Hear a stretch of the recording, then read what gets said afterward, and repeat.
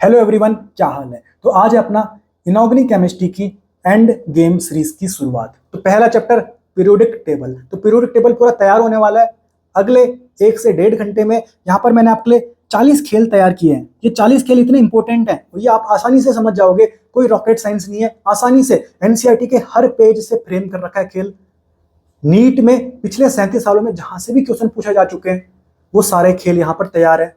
NEET 2025 के अंदर आने वाला वो क्वेश्चन वो भी यहीं पर तैयार है। ठीक है, तो आपको क्या करना है, ये खेल पढ़ने हैं, खेल 1 खेल 2। ठीक है, खेल 3 बिल्कुल प्यारी, बिल्कुल देसी लैंग्वेज में, हिंदी इंग्लिश दोनों का यूज किया हुआ है। ठीक है, खेल 5 लोथर मेयर कर्व, खेल 6 मेंडलीफ पीरियोडिक टेबल। मतलब कोई भी टॉपिक जहां से क्वेश्चन पूछा जा सकता है, जहां से संभावना है क्वेश्चन पूछे जाने की, कोई भी टॉपिक नहीं छोड़ा हुआ, सारा खेल यहीं पे तैयार। ये आपको पीडीएफ निकालनी है, पीडीएफ को प्रिंट आउट कराना है। ठीक है, उसके बाद आपको क्या करना है, ये क्वेश्चन प्रैक्टिस करना है, ये क्वेश्चन प्रैक्टिस करना है। यहाँ पर मैंने क्वेश्चन भी डाल दिया आपको। नीट 2013 से लेकर नीट 2024 तक के क्वेश्चन हैं। यस सर, इनकी यहाँ पर मैंने आंसर की दे दी, ये रही सर आंसर की। फिर एनसीईआरटी एग्जाम्पलर के एमसीक्यू, यस सर, ये मैंने सॉल्व कर दिए। यस सर, इसकी आंसर की ये रही। फिर एनसीईआरटी के मैच द फॉलोइंग क्वेश्चन, ये रहे सर। फिर एनसीईआरटी के असर्जन रीजन क्वेश्चन, ये रहे सर। इसके साथ ही अपना पीरियोडिक टेबल तैयार हो जाएगा। ये जो 40 खेल मैं आपको सिखाने वाला हूँ, बहुत मजा आने वाला है। और कोई भी खेल ऐसा नहीं लगेगा कि मेरे सर के ऊपर से चली गई बात, मुझे समझ में नहीं आ रही, ऐसा कोई खेल नहीं चलेगा। पूरा खेल तैयार हो जाएगा पीरियोडिक टेबल का। ऐसे करते करते इनऑर्गेनिक केमिस्ट्री में 5 चैप्टर है ना, chemical bonding, DNF block, periodic table, और कौन सा बचा, coordination compound and P block. तो 5 खेल तैयार, 5 हमारा जो ये एंड गेम सीरीज चल रही है, ये जो मैंने देख ली 5 चैप्टर की, तो कहीं ना कहीं मेरा इनऑर्गेनिक केमिस्ट्री में 15 क्वेश्चन तैयार। ठीक है, तो चलो शुरुआत करते हैं। और एक बात मैं आपको बता दूं, ये जो आपकी पीडीएफ रहने वाली है, ये जो टेस्ट सीरीज जिन्होंने परचेज कर रखी है उनके लिए ये पीडीएफ फ्री रहेगी। परंतु जिन्होंने टेस्ट सीरीज परचेज नहीं कर रखी, आपको कमेंट के पिंड सेक्शन में, पिंड कमेंट में एक लिंक मिलेगा, आपको ये पीडीएफ मिलेगी 49 रुपीज की। ठीक है, पर ये जो 49 रुपीज है, ये आपका पैसा वसूल होगा, ये आपको रियलाइज हो जाएगा जिस दिन आप नीट का एग्जाम देने जाओगे, एग्जाम हॉल में बैठे रहोगे, पूरा खेल आपका तैयार हो जाएगा, कोई दिक्कत आपको आने वाली नहीं है। ठीक है, तो आप वहां पर आपको एक लिंक मिलेगा पिंड कमेंट में, वहां पर आपको ईमेल आईडी देनी है अपनी, कोई सी भी दे सकते हो, कोई सा भी नंबर डाल सकते हो। 49 रुपीज पे करके आपको यहाँ पर थोड़ा सा वेट करना है। जैसे पेमेंट हो जाएगा सीधा बैक ऑप्शन मत दबा देना, थोड़ा सा वेट करना, खुद आप रिडायरेक्ट हो जाओगे, खुद आपके मोबाइल में डाउनलोड हो जाएगी ये पीडीएफ। ठीक है, और अगर आप चाहते हो कि नहीं मुझे बहुत ज्यादा लग रहा है ये, तो आप क्या करना, ये जो खेल मैं पढ़ा रहा हूँ इनको आप खुद से भी लिख के नोट्स बना सकते हो, कोई दिक्कत नहीं है। ठीक है, बाकी ये जो क्वेश्चन मैंने आपको पीछे करा रखे हैं, इन क्वेश्चन का जो वीडियो सॉल्यूशन है ना, वो भी आपको टेलीग्राम ग्रुप में मिल जाएगा। टेलीग्राम ग्रुप की आईडी भी मैंने पिन कमेंट में पिन कर दी है, वहां पर भी आप टेलीग्राम ग्रुप ज्वाइन कर सकते हो। तो जैसे किसी क्वेश्चन में डाउट हुआ, किसी क्वेश्चन में दिक्कत हुई, वैसे अगर ये 40 कंसेप्ट आपने सीख लिए तो कोई भी क्वेश्चन में दिक्कत नहीं होने वाली। परंतु होता है यार, कई बार हमको कुछ क्वेश्चन में दिक्कत होती है, तो उसका वीडियो सॉल्यूशन आपको टेलीग्राम चैनल में आज रात तक मिल जाएगा। ठीक है, तो पूरा खेल तैयार आपका। तो चलिए शुरू करते हैं।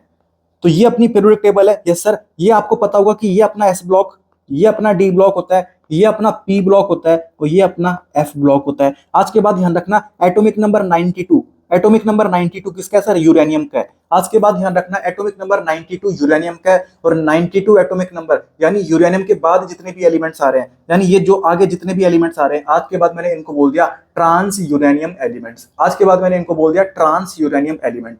ठीक है, इतनी बात क्लियर। यस सर, तो पहला खेल अपन देखते हैं, how to locate an element. किसी एलिमेंट को अपन कैसे लोकेट करेंगे, सर इसका पीरियड नंबर ये है, सर इसका ग्रुप नंबर ये है, सर इसका ब्लॉक नंबर ये है। किसी एलिमेंट को अपन कैसे लोकेट करेंगे, ध्यान से सीखते हैं। ठीक है, बिल्कुल आसान है, हमको कुछ भी नहीं पता होना चाहिए, हमको बस नोबल गैसेस के बारे में पता होना चाहिए। सर नोबल गैसेस यानी जो ग्रुप नंबर 18 में आती हैं, ये है sir noble gases, helium, neon, argon, krypton, xenon, radon and oganesson. ये अपनी क्या है सर, नोबल गैसेस है। हमको इनका एटॉमिक नंबर पता होना चाहिए, हमको इनका एटॉमिक नंबर पता होना चाहिए 2, 10, 18, 36, 54, 86, 118।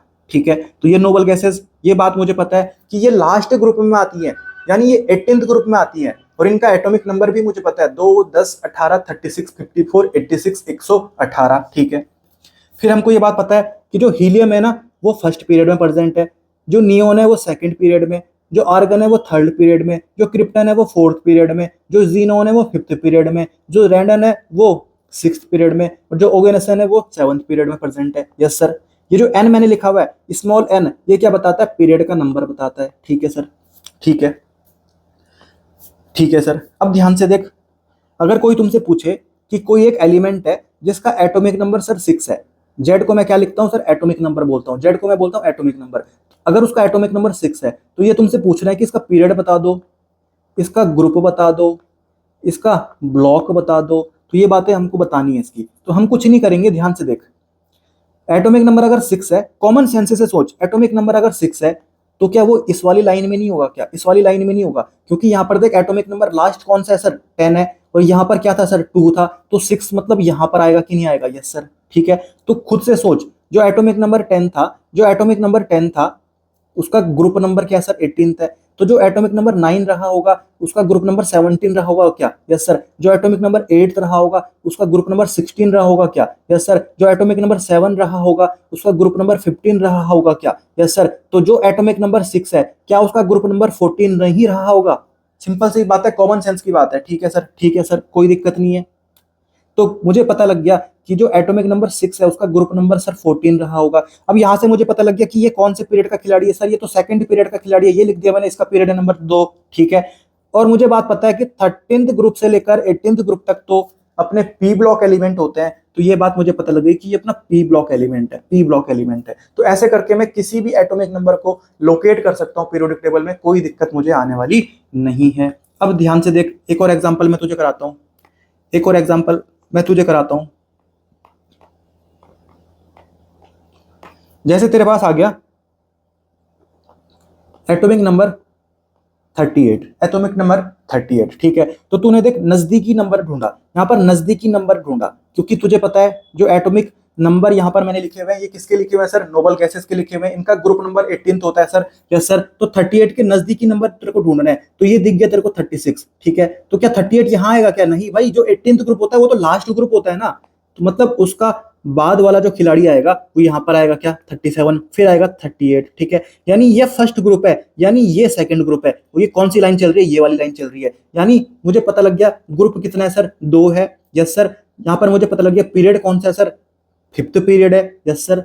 यहां पर मुझे पता लग गया सर ये तो एस ब्लॉक एलिमेंट है, क्योंकि पहले और दूसरे ग्रुप के एलिमेंट कौन से होते हैं सर? एस ब्लॉक एलिमेंट होते हैं क्या? Yes sir. तो इस तरीके से मैं किसी भी एलिमेंट को लोकेट कर सकता हूं, कोई दिक्कत नहीं, कुछ भी मुझे ध्यान नहीं रखना। आप अगर कोचिंग में पढ़ते होंगे वहां पर आपको सिखाते होंगे मैजिक नंबर, भाई वो सब कुछ नहीं पता होना चाहिए अपने को। हमको पता होना चाहिए तो बस ये पता होना चाहिए कि ये अपने नोबल गैसेस, ये इनका एटॉमिक नंबर 2, 10, 18, 36, 54, 86, 118। तो आज के बाद ये वाला क्वेश्चन तैयार कि लोकेट करो एलिमेंट को, इसका ग्रुप बता दो, इसका पीरियड बता दो, इसका ब्लॉक बता दो, वो वाला क्वेश्चन तैयार, वो वाला क्वेश्चन तैयार। ठीक है, अब एक और चीज हमको यहाँ पर पता होनी चाहिए कि देख लेंथेनॉइड सीरीज होती है, लेंथेनॉइड सीरीज होती है सर। ठीक है, लेंथेनॉइड सीरीज होती है, एक सेकेंड, हाँ ये लिखी मैंने lanthanoid series. Sir lanthanoid series जो होती है ना, यहां पर एटॉमिक नंबर कितने से कितने तक आते हैं? ध्यान रखना, 58 से लेकर 71 तक, 58 से लेकर 71 तक। ध्यान से देख, ये अपना लेंथेनम है क्या? Yes sir. लेंथेनम का एटॉमिक नंबर होता है 57। लेंथेनम अपना डी ब्लॉक एलिमेंट है, और जो 57 लेंथेनम है ना उसके पीछे छुपे हुए हैं, उसके पीछे छुपे हुए हैं कुछ 14 एलिमेंट्स, 58 एटॉमिक नंबर से 71 एटॉमिक नंबर तक के एलिमेंट, ये वाले देख, ये वाले, अरे यार ये वाले 58 एटॉमिक नंबर से 71 एटॉमिक नंबर तक के जो एलिमेंट है उनको मैं बोलता हूं सर लेंथेनाइड सीरीज के एलिमेंट। वो छुपे हुए हैं तेरे लेंथेनम के पीछे, यानी ये लेंथेनम है, इसके पीछे छुपे हुए हैं। यानी सर जो लेंथेनाइड सीरीज के एलिमेंट है उनका पीरियड नंबर 6, उनका ग्रुप नंबर 3। यस सर, वही बात मैंने यहां पर लिख दी, period number 6, group number 3। Similarly अगर मैं एक्टिनॉइड सीरीज के एलिमेंट की बात करूं तो यहां पर एलिमेंट आते हैं सर 90 एटॉमिक नंबर से 103 एटॉमिक नंबर तक के। ठीक है सर, तो ये भी आपके 14 एलिमेंट है, ये आपके छुपे हुए हैं एक्टिनम के पीछे। एक्टिनम जिसका एटॉमिक नंबर होता है सर 89, वो अपना डी ब्लॉक एलिमेंट होता है, उसके पीछे छुपे हुए हैं सर एक्टिनॉइड सीरीज के एलिमेंट जिनका एटॉमिक नंबर है 90 से लेकर 103 तक। ठीक है, तो यहां पर छुपे हुए हैं क्या ये? यस सर, यानी इनका पीरियड नंबर 7, इनका ग्रुप नंबर 3, वही बात यहां पर मैंने लिख दी, period number 7 group number 3, period number 7 group number 3। तो ये बात अगर मुझे क्लियर है तो और आसानी से मैं यहां पर एलिमेंट को लोकेट कर सकता हूं। मान ले तेरे को पूछा कि कोई एक एलिमेंट है जिसका एटॉमिक नंबर है सर 63। अब तुझे इसका ग्रुप, इसका पीरियड, इसका ब्लॉक बताना है, ठीक है। तो तूने क्या किया 63 देखा, 63 देखा तो मैंने तुझे बताया था कि जो 63 होगा ना उसके नजदीकी नजदीकी एटॉमिक नंबर ढूंढना है जो नोबल गैसेस के पास हो, ठीक है। तो तूने बोला सर नजदीकी तेरा 54 दिख रहा है, ठीक है। तो अगर 54 तेरा 18th ग्रुप का एलिमेंट है, ठीक है, तो उसके बाद क्या आएगा 55, फिर 56, फिर 57, फिर 58, फिर 59, फिर 60, फिर 61, फिर 62, फिर 63, ये है तेरा, ठीक है। यानी ये फर्स्ट ग्रुप होगा, ये सेकंड ग्रुप, ये third group, fourth group, fifth group, sixth group, seventh group, eighth group, ninth group. तूने बोल दिया कि जो एटॉमिक नंबर 63 वाला है ना वो नाइन्थ ग्रुप का एलिमेंट है, वो नाइन्थ ग्रुप का एलिमेंट है। तो तूने यहाँ पर क्या गलती कर दी, ठीक है। तूने यहाँ पर क्या कर दी, गलती कर दी।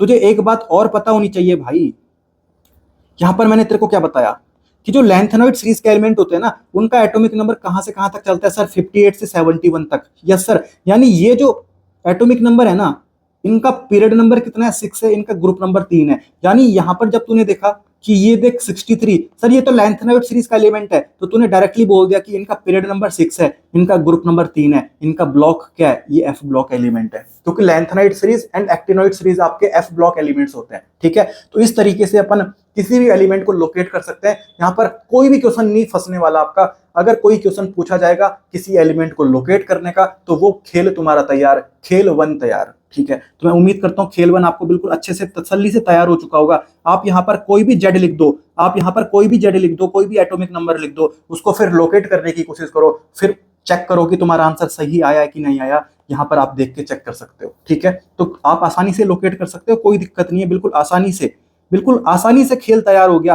पहला खेल अपना तैयार। तो ऐसे करते करते टोटल 40 खेल है, 40 खेल जिस दिन तैयार हो जाएंगे अपना पीरियोडिक टेबल बिल्कुल अच्छे लेवल पे तैयार हो जाएगा। कोई दिक्कत उसके बाद पीरियोडिक टेबल के अंदर आने वाली नहीं है, और जो कॉन्फिडेंस आएगा वो अलग ही लेवल का रहने वाला है, ठीक है। अब आया अपना खेल 2। तो खेल 2 में अपने को पता होना चाहिए सर जो पीरियोडिक टेबल है उसमें मेटल्स कहां पर प्रेजेंट होते हैं, नॉन मेटल्स कहां पर प्रेजेंट होते हैं, मेटालॉइड्स कहां पर प्रेजेंट होते हैं। तो आज के बाद ध्यान रखना, एस ब्लॉक में, डी ब्लॉक में और एफ ब्लॉक में अपने मेटल्स प्रेजेंट है, यानी F block elements, D block elements and S block elements are metals, ठीक है।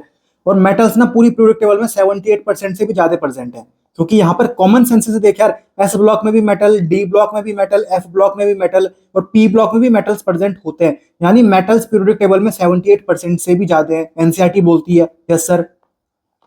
फिर अपन बात करते हैं पी ब्लॉक की। तो पी ब्लॉक में मेटल्स भी प्रेजेंट होते हैं, नॉन मेटल्स भी प्रेजेंट होते हैं, मेटालॉइड्स भी प्रेजेंट होते हैं, ठीक है। हमको बस ध्यान रखना है मेटालॉइड्स। तो मेटालॉइड्स कौन प्रेजेंट होते हैं सर पी ब्लॉक में, बा, पो, आसाराम, जी, सब्सक्राइबिंग, सी, ते, आंटी, ये अपने मेटालॉइड्स हैं। Yes sir.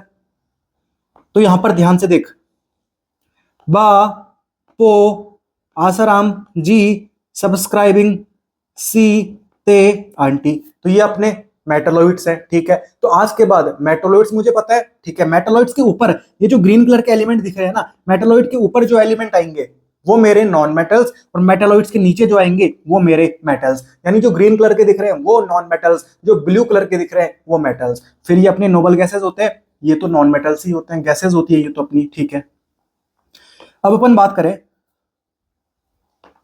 कि सर आपने तो बोला कि बोरोन क्या है, मेटालॉइड है, परंतु यहां पर बोरोन अपना ग्रीन कलर से शो कर रखा है, यानी एनसीईआरटी बोरोन को क्या नॉन मेटल मानती है क्या? Yes sir. आज के बाद ध्यान रखना, एनसीईआरटी बोरोन को नॉन मेटल मानती है, पर अपन क्या मानते हैं बोरोन को, हम बोरोन को मानते हैं मेटालॉइड, और रियलिटी में भी बोरोन अपना मेटालॉइड ही होता है, ठीक है।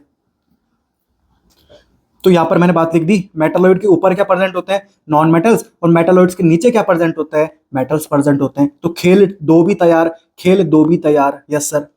ऐसे करते करते अपने सारे खेल जिस दिन तैयार हो जाएंगे, 40 के 40 खेल तैयार हो जाएंगे, अपना पीरियोडिक टेबल पूरा तगड़ा तैयार हो गया, उसके बाहर क्वेश्चन पूछा जाने वाला ही नहीं है, बिल्कुल गारंटी है भाई, बिल्कुल गारंटी। आगे बढ़ते हैं, खेल 3 आया। खेल 3 आया, एक साइंटिस्ट है सर डोबर्नियर, एक साइंटिस्ट है डोबर्नियर, उसने एक लॉ दिया, law of triad, law of triad, ठीक है। ट्रायड मतलब 3, मतलब 3 एलिमेंट रख दिए। Yes sir. जैसे यहां पर मैंने लिख दिया लिथियम, सोडियम, पोटेशियम, ठीक है। ये बहुत पुरानी बात चल रही है, आज तो अपन जो पीरियोडिक टेबल पढ़ते हैं वो मॉडर्न पीरियोडिक टेबल है, वो मोस्ले ने दी थी, उस टाइम ये पीरियोडिक टेबल नहीं थी, ये बहुत पुरानी बातें चल रही हैं, ठीक है। तो जो साइंटिस्ट आया डोबर्नियर, उसने एक लॉ दिया सर, लॉ ऑफ ट्रायड, ठीक है। उसने बोला जो ट्रायड में 3 एलिमेंट होंगे, उनमें जो बीच वाला एलिमेंट होगा ना, उसका जो एटॉमिक वेट है वो पहले वाले एंड तीसरे वाले एलिमेंट के एटॉमिक वेट का या तो एवरेज होगा या फिर एवरेज के आसपास होने वाला है, ठीक है। या तो एवरेज होगा बिल्कुल या फिर एवरेज के आसपास, ठीक है। जैसे अपन देखें, लिथियम का एटॉमिक वेट 7 था, पोटेशियम का 39 था, तो क्या अपन देखते हैं कि जो बीच में सोडियम है उसका एवरेज, इन दोनों का एवरेज क्या 23 आ रहा है कि नहीं आ रहा है, देखते हैं अपन। 7 + 39/2, तो आंसर निकालोगे, आंसर आ जाएगा तुम्हारा 23। यानी बात क्लियर हो गई कि जो पहला एलिमेंट है, जो तीसरा एलिमेंट है, अगर उनके एटॉमिक वेट को मैंने एवरेज निकाला तो मेरा जो बीच वाला एलिमेंट है उसका एटॉमिक वेट आ जाएगा, उसका एटॉमिक वेट आ जाएगा। तो यही अपना लॉ ऑफ ट्रायड है, जो किसने दिया था सर, डोबर्नियर साइंटिस्ट ने दिया था, ठीक है। अब देख यहाँ पर ये एग्जैक्ट 23 भी आ सकता था, अब यहाँ पर ये ऐसा भी हो सकता है कि 22 पॉइंट कुछ आ जाए, तभी तो यहाँ पर बोला गया है कि या तो बिल्कुल बराबर आएगा या फिर हो सकता है कि आसपास आ जाए, ठीक है। हो सकता है कि आसपास आ जाए कि जो पहला और तीसरा एलिमेंट है उनका जो एटॉमिक वेट है, उनका जब मैं एवरेज करूंगा तो वो बीच वाले का जो एटॉमिक वेट है आ जाएगा। तो मैं उम्मीद करता हूं खेल 3 आपको समझ में आ गया। खेल 3 में कुछ भी नहीं है, डोबर्नियर लॉ ऑफ ट्रायड तैयार, डोबर्नियर लॉ ऑफ ट्रायड तैयार, कुछ भी नहीं है। ट्रायड में जो 3 एलिमेंट होंगे, डोबर्नियर ने बोला कि जो बीच वाला एलिमेंट है उसका एटॉमिक वेट पहले और तीसरे वाले एलिमेंट के एटॉमिक वेट का एवरेज होगा या फिर एवरेज के आसपास होगा, ठीक है। बिल्कुल तैयार, कोई दिक्कत नहीं है। तो खेल 3 भी तैयार। अब आता है अपना खेल 4। एक साइंटिस्ट आया सर न्यूलैंड, एक साइंटिस्ट आया न्यूलैंड, उसने दिया law of Octave. Sir Octave मतलब 8, ऑक्टेव मतलब 8, ठीक है। तो उसने कुछ नहीं बोला, उसने बोला हर 8वां element have the same properties जैसी पहले वाले एलिमेंट की थी। जैसे यहां पर मैं देखूं, पहला एलिमेंट, दूसरा एलिमेंट, तीसरा एलिमेंट, चौथा एलिमेंट, पांचवा एलिमेंट, छठवां एलिमेंट, सातवां एलिमेंट और ये अपना 8वां एलिमेंट।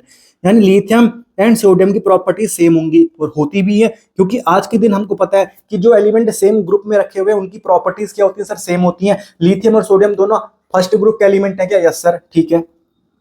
तो ऐसा ही उसने बोला था। ये बहुत पुरानी बातें चल रही है, किसने बोला, ये न्यूलैंड ने बोला कि हर 8वां हैव द सेम प्रॉपर्टीज जैसा पहले वाले एलिमेंट की थी, जैसी प्रॉपर्टीज पहले वाले एलिमेंट की थी, ठीक है। परंतु यहां पर ध्यान से अगर तुम देखोगे, ये जो खेल है ये आपको यहां पर भी तो देखने को मिलता है, जो आपकी म्यूजिकल टोन होती है, सा रे गा मा पा दा नी, और फिर वापस क्या आता है, अपना सा आता है। तो देख सा और सा मैच हो गए, 1 2 3 4 5 6 7 और ये 8, मतलब पहले में भी सा था और 8वें में भी सा आ गया, सेम टू सेम जैसे यहाँ पर खेल चल रहा है। तो न्यूलैंड जो लॉ ऑफ ऑक्टेव है वो मैं म्यूजिकल टोन से भी कंपेयर कर सकता हूँ। एनसीईआरटी ऐसा बोलती है, एनसीईआरटी ऐसा बोलती है, ठीक है। बिल्कुल आसानी से समझ में आ रहा है क्या, यस सर। अब यहाँ पर देख एक डिमेरिट है, जिस दिन ना यहाँ पर नोबल गैसेस आ गई, अभी तक तो नोबल गैस डिस्कवर नहीं हुई थी। ये हमको पता है, ये फ्लोरीन क्या होता है सर, हेलोजन होता है, हेलोजन 17th ग्रुप में होता है आज की डेट में। उसके बाद नोबल गैसेस भी आती हैं, यानी यहाँ पर जिस दिन नोबल गैसेस आ जाएंगी उस दिन ये जो सीक्वेंस न्यूलैंड ने बोली थी वो तो गलत बैठ जाएगी, ठीक है। इसलिए मतलब जो इनर्ट गैसेस की डिस्कवरी है, जो नोबल गैसेस की डिस्कवरी है, वो कहीं ना कहीं न्यूलैंड लॉ ऑफ ऑक्टेव को फेल करने वाली है। तो ये इसकी डिमेरिट रह गई, यहाँ पर लिख दी मैंने, ठीक है। और एक और बात ध्यान रखना, जो न्यूलैंड का लॉ ऑफ ऑक्टेव है वो सिर्फ कैल्शियम तक वैलिड है, वो सिर्फ कैल्शियम तक ही वैलिड है, ठीक है। आज के बाद ध्यान रखना, न्यूलैंड का लॉ ऑफ ऑक्टेव सिर्फ कैल्शियम तक वैलिड है, ठीक है। तो ये भी इसकी एक डिमेरिट है, कमी है। आज के बाद खेल 4 तैयार, आज के बाद खेल 4 तैयार। खेल 4 से कोई क्वेश्चन पूछा जाएगा, बिल्कुल तैयार, कोई दिक्कत नहीं है, बिल्कुल आसानी से अपन सॉल्व करके आ जाएंगे, कोई दिक्कत नहीं आने वाली। अब अपन आता है अपना खेल 5, लोथर मेयर कर्व, ठीक है। तो लोथर मेयर एक साइंटिस्ट है, उसने प्लॉट किया curve between physical properties versus atomic weight. Y axis में उसने फिजिकल प्रॉपर्टीज रख दी, जहां यहाँ पर रख दी उसने एटॉमिक वॉल्यूम, और उसने एक्स एक्सिस में रख दिया एटॉमिक वेट, ठीक है। तो यहां पर देख जो कर्व आ रहा है वो देख कैसे आ रहा है, कैसे आ रहा है, ठीक है।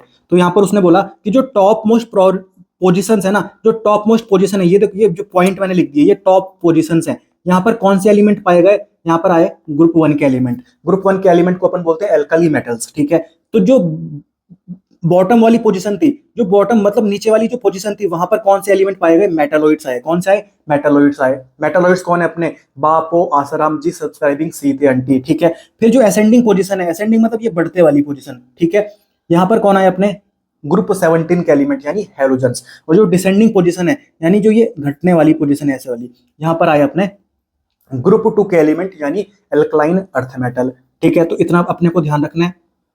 इतना अपने को ध्यान रखना है लोथरमेयर कर्व के बारे में, इसके अलावा कुछ ही नहीं पूछा जाने वाला। तो खेल 5 भी तैयार। खेल 5 के अपना लोथरमेयर कर्व है, वाई एक्सिस में एटॉमिक वॉल्यूम लगा देना, एक्स एक्सिस में एटॉमिक वेट लगा देना। जो टॉप पोजीशन में एलिमेंट आएंगे वो एल्काली मेटल, जो बॉटम पोजीशन में आएंगे वो मेटलॉइड, जो असेंडिंग आर्म में आएंगे वो हैलोजेंस, जो डिसेंडिंग आर्म में आएंगे वो एल्कलाइन अर्थ मेटल यानी ग्रुप 2 के एलिमेंट। बिल्कुल तैयार खेल। खेल 5 तैयार, खेल 5 तैयार। अब आया अपना खेल 6, मेंडलीफ पीरियोडिक टेबल। ठीक है, मेंडलीफ को बोला जाता है father of periodic table. Yes sir. Mendeleev की जो पीरियोडिक टेबल थी उसमें टोटल कितने एलिमेंट थे सर? 63 एलिमेंट थे। उनको अरेंज किया गया था इंक्रीजिंग एटॉमिक वेट के हिसाब से, इंक्रीजिंग एटॉमिक वेट के हिसाब से। ठीक है, फिर अपन बात करें जो अपनी हॉरिजेंटल कॉलम थे अपने, उनको बोल दिया पीरियड या फिर सीरीज। और जो वर्टिकल रोज थी उनको बोल दिया ग्रुप या फिर फैमिलीज, ग्रुप या फिर फैमिलीज। वही बात यहां पर लिख दी। जो अपनी मेंडलीफ की पीरियोडिक टेबल थी उसमें टोटल कितने ग्रुप थे सर? 8 ग्रुप थे। टोटल कितने ग्रुप थे? 8 ग्रुप थे। उनको भी 2 सब ग्रुप में बांटा हुआ था, ए और बी। ठीक है, ए में आते हैं अपने नॉर्मल एलिमेंट्स और बी में आते हैं अपने ट्रांजिशन एलिमेंट्स। ए में आते थे नॉर्मल एलिमेंट्स, बी में आते थे ट्रांजिशन एलिमेंट्स। ठीक है, फिर जो अपना ग्रुप नंबर 8 है ना, उसके 3 रो थे। जो ग्रुप नंबर 8 था उसमें 3 रो थे और टोटल एलिमेंट्स कितने थे? 9 एलिमेंट्स थे। तो ध्यान रखना, जो अपना मेंडलीफ की पीरियोडिक टेबल थी उसमें टोटल 8 ग्रुप थे। हर ग्रुप को 2 सब ग्रुप में बांट दिया। पर जो ग्रुप नंबर 8 था वो 3 ग्रुप में बांटा गया, सॉरी 3 सब ग्रुप में बांटा गया, 3 रोज में बांटा गया। वहां पर टोटल कितने एलिमेंट थे? 9 एलिमेंट थे। कितने एलिमेंट थे सर? 9 एलिमेंट थे। तो ये बात अपने को पता होनी चाहिए। फिर यहां पर ना जो एलिमेंट, जैसे मेरे पास एल्यूमिनियम है, ठीक है, तो मेंडलीफ जो था उसने एल्यूमिनियम को डिस्कवरी कर ली है सर। अब उसको लगता है कि एल्यूमिनियम के जैसा कोई और एलिमेंट आने वाला है जो फ्यूचर में आएगा, अभी तक नहीं आया। तो उसने बोल दिया, वहां पर उसका नाम रख दिया उसने एका एल्यूमिनियम। क्या रख दिया? एका एल्यूमिनियम। और वहां पर उसने खाली स्पेस छोड़ दी, खाली स्पेस छोड़ दी कि फ्यूचर में कोई एलिमेंट आएगा यहां पर रख दिया जाएगा। ठीक है, तो आज की डेट में हमको पता है कि वो जो एका एल्यूमिनियम था वो कौन है? अपना गैलियम है। वो कौन है? अपना गैलियम है। ठीक है, सिमिलरली सिलिकॉन के नीचे जगह छोड़ी गई, उसको बोला गया इका सिलिकॉन। आज के दिन अपन को पता है कि वो जो इका सिलिकॉन बोला था मेंडलीफ ने, वो क्या? अपना जर्मेनियम है। वो क्या? अपना जर्मेनियम है। यानी जो पॉसिबिलिटीज थी कि नए एलिमेंट की डिस्कवरी की, वहां पर इन्होंने स्पेस छोड़ी गई थी। स्पेस छोड़ी थी किन्होंने? मेंडलीफ ने वहां पर उनके लिए स्पेस छोड़ी हुई थी। ठीक है, इसको तुम कैसे ध्यान रख सकते हो? सीता गीता, एलम गैलम, एलम गैलम। ठीक है, तो ये बात ध्यान रखना, पूरा खेल एनसीईआरटी में दे रखा है, वही बात मैं आपको यहां पर पढ़ा रहा हूं। फिर अपन बात करें कि जो मेंडलीफ की पीरियोडिक टेबल थी ना, वहां पर जो नोबल गैसेस की पोजीशन थी, वो जो फर्स्ट ग्रुप है, हमने अभी बात करी कि टोटल यहां पर कितने ग्रुप है सर? 8 ग्रुप है। तो फर्स्ट ग्रुप से पहले यहां पर एक ग्रुप बनाया गया, 0 ग्रुप। वहां पर रखे गए अपने नोबल गैसेस, वहां पर रखे गए अपने नोबल गैसेस। तो वही बात मैंने यहां पर लिखी हुई है। ठीक है, फिर अपन बात करें, यहां पर 2 डिमेरिट थी, 2 डीमेरिट थी। क्या डीमेरिट थी? कि जो हाइड्रोजन की पोजीशन है वो फिक्स नहीं है, हाइड्रोजन की पोजीशन फिक्स नहीं है। इसलिए तुम अगर पीरियोडिक टेबल देखोगे, वहां पर आज तक जो आज अपन पीरियोडिक टेबल पढ़ते हैं, मॉडर्न पीरियोडिक टेबल, वहां पर भी हाइड्रोजन की पोजीशन फिक्स नहीं है। हाइड्रोजन को पीरियोडिक टेबल की खोपड़ी में रख देते हैं, उसको किसी ग्रुप में नहीं रखा जाता। ठीक है, मतलब हाइड्रोजन की पोजीशन तो आज भी क्लियर नहीं है यार। तो मेंडलीफ के पीरियोडिक टेबल में क्या ही क्लियर होगी। ठीक है, तो हाइड्रोजन की पोजीशन फिक्स नहीं है। और दूसरी बात, आइसोटोप्स की पोजीशन फिक्स नहीं होती, आइसोटोप्स की पोजीशन फिक्स नहीं होती। तो ये 2 डिमेरिट थी मेंडलीफ की पीरियोडिक टेबल की, मेंडलीफ की पीरियोडिक टेबल की। तो मैं उम्मीद करता हूं जो अपना खेल 6 है ये आपको समझ में आ गया होगा। इसमें हमने बात करी मेंडलीफ की पीरियोडिक टेबल के बारे में। यस सर, तो ये सारी बातें अपने को पता होनी चाहिए। अब आता है अपना खेल 7। ठीक है, इसमें अपन बात करेंगे कि सेल क्या होते हैं सर, सब सेल क्या होते हैं सर, सर ऑर्बिटल्स क्या होते हैं। ठीक है, तो सबसे पहले अपन बात करते हैं सेल्स की। ठीक है, तो सेल के नाम होते हैं के एल एम एन। ठीक है, अगर एन की वैल्यू 1 होगी तो के सेल होगा, एन की वैल्यू 2 तो एल सेल, एन की वैल्यू 3 तो एम सेल, और एन की वैल्यू 4 तो एन सेल। अभी अपन आगे बढ़ेंगे, यहाँ पर एग्जाम्पल प्रैक्टिस करेंगे तो और अच्छे से अपने को समझ में आ जाएगा। फिलहाल इतना ध्यान रखना जितना मैं बता रहा हूँ। ठीक है, फिर अपन बात करते हैं, जो हम सुनते हैं ना एस पी डी एफ, वो क्या होता है सर? सबसेल होते हैं। वो क्या होते हैं? अपने सबसेल होते हैं। ठीक है, फिर अपन बात करते हैं ऑर्बिटल्स की। तो जो ऐसे अपन डब्बे बनाते हैं ना, उनको अपन बोलते हैं ऑर्बिटल्स। और एक ऑर्बिटल के अंदर मैक्सिमम 2 इलेक्ट्रॉन आ सकते हैं, एक ऑर्बिटल के अंदर मैक्सिमम 2 इलेक्ट्रॉन आ सकते हैं। ठीक है सर, तो अगर अपना एस सबसेल है वहां पर एक ऑर्बिटल प्रेजेंट होता है, अपना जो पी सबसेल होता है वहां पर 3 ऑर्बिटल प्रेजेंट होते हैं, अपना जो डी सबसेल होता है वहां पर 5 ऑर्बिटल प्रेजेंट होते हैं, अपना जो एफ सबसेल होता है वहां पर 7 ऑर्बिटल प्रेजेंट होते हैं। Yes sir. तो एस सबसेल में 1 ऑर्बिटल, पी सबसेल में 3 ऑर्बिटल, डी सबसेल में 5 ऑर्बिटल और एफ सबसेल में 7 ऑर्बिटल। Yes sir. तो अगर मैं बात करूं मैक्सिमम इलेक्ट्रॉन एस सबसेल में कितने आ सकते हैं सर? 2, क्योंकि 1 ऑर्बिटल है, 1 ऑर्बिटल में मैक्सिमम 2 इलेक्ट्रॉन ही तो आएंगे। ठीक है। अगर मैं पी सबसेल की बात करूं मैक्सिमम इलेक्ट्रॉन यहां पर कितने आ सकते हैं सर? यहां पर 3 ऑर्बिटल प्रेजेंट होते हैं तो मैक्सिमम 6 इलेक्ट्रॉन आ सकते हैं। अगर मैं डी सबसेल की बात करूं 5 ऑर्बिटल्स होते हैं तो मैक्सिमम 10 इलेक्ट्रॉन आ सकते हैं। अगर मैं एफ सबसेल की बात करूं 7 ऑर्बिटल्स होते हैं, मतलब मैक्सिमम 14 इलेक्ट्रॉन यहां पर आ सकते हैं। ठीक है। ये बात मुझे बिल्कुल आसानी से पता है और ऑलरेडी पता थी, इसमें कोई नई बात नहीं है। तो ये बात करी हमने सेल की, सबसेल की एंड ऑर्बिटल्स की। ठीक है सर। तो खेल 7 तैयार। Yes sir. फिर अपन बात करते हैं खेल 8 की, कि इलेक्ट्रॉन कैसे निकालें। सर इलेक्ट्रॉन निकालना नहीं आता मुझे, इलेक्ट्रॉन कैसे निकालते हैं एक बार आप बता दीजिए। कोई दिक्कत नहीं है, अगर मेरे पास न्यूट्रल एटम है, देख न्यूट्रल, खोपड़ी में कोई चार्ज है क्या? नहीं सर। तो अगर न्यूट्रल एटम होगा तो जितना उसका एटॉमिक नंबर होगा उतने ही वहां पर इलेक्ट्रॉन प्रेजेंट होने वाले हैं। तो इलेक्ट्रॉन यहाँ पर कितने हो गए सर? 8 हो गए। ये भी न्यूट्रल है, इलेक्ट्रॉन कितने हो गए सर? 7 हो गए। इसकी बात करें, ये अपना न्यूट्रल मॉलिक्यूल है वाटर, तो यहां पर मैंने एक हाइड्रोजन लिखा, दूसरा हाइड्रोजन लिखा और एक मैंने ऑक्सीजन लिखा। हाइड्रोजन का एटॉमिक नंबर 1, हाइड्रोजन का एटॉमिक नंबर 1, ऑक्सीजन का एटॉमिक नंबर 8। ठीक है। तो 8 और एक 9 और एक 10, तो यहां पर टोटल इलेक्ट्रॉन कितने आ गए सर? 10 इलेक्ट्रॉन आ गए। ये लिख दिया मैंने। ठीक है। फिर अगर मेरे पास चार्ज्ड एटम हो, जैसे यहाँ पर कैल्शियम की खोपड़ी में +2 लिखा हुआ है, सर कैल्शियम का एटॉमिक नंबर 20 है, तो मैं इलेक्ट्रॉन कैसे निकालूंगा? ध्यान से देख, इलेक्ट्रॉन इक्वल टू 20 मैंने लिखा, फिर जो खोपड़ी में चार्ज होगा ना उसका अपोजिट करके लिखना है, उसका अपोजिट करके लिखना है। सर +2 लिखा हुआ था, -2 कर दिया, तो आंसर आ गया मेरे पास 18। सिंपल सी बात है। इसकी बात करें अगर अपन, इसको बोलते हैं कार्बोनेट, इसको बोलते हैं कार्बोनेट आयन। तो 1 कार्बन है, 3 ऑक्सीजन है। Yes sir. और -2 लिखा हुआ तो +2 करना पड़ेगा। Yes sir. तो कार्बन का एटॉमिक नंबर 6, ऑक्सीजन का 8, ऑक्सीजन का 8, ऑक्सीजन का 8। ठीक है। तो 8 और 8 16 और 8 24 और 6 30 और 2 32। तो यहाँ पर टोटल इलेक्ट्रॉन कितने आ गए सर? 32 इलेक्ट्रॉन आ गए। सिंपल सी बात है, कोई दिक्कत नहीं है, कोई कॉमन सेंस यहाँ पर आसानी से अपन लगा के बिल्कुल आसानी से सॉल्व कर सकते हैं। तो आज के बाद इलेक्ट्रॉन निकालना तैयार। इलेक्ट्रॉन निकालना मुझे आता है, चाहे मुझे न्यूट्रल एटम में पूछे, चाहे मुझे चार्ज्ड एटम में पूछे, चाहे मुझे मॉलिक्यूल में पूछे। ठीक है। कोई दिक्कत नहीं है, मैं आसानी से इलेक्ट्रॉन निकाल सकता हूं। तो खेल 8 तैयार। फिर अपन बात करते हैं खेल 9 की। अब हम सीखेंगे सर इलेक्ट्रॉनिक कन्फिग्रेशन निकालना। ठीक है। इलेक्ट्रॉनिक कन्फिग्रेशन निकालना। ठीक है। तो ये अपनी एफ बाउ प्रिंसिपल, यहां पर मैं लिख देता हूं एफ बाउ प्रिंसिपल।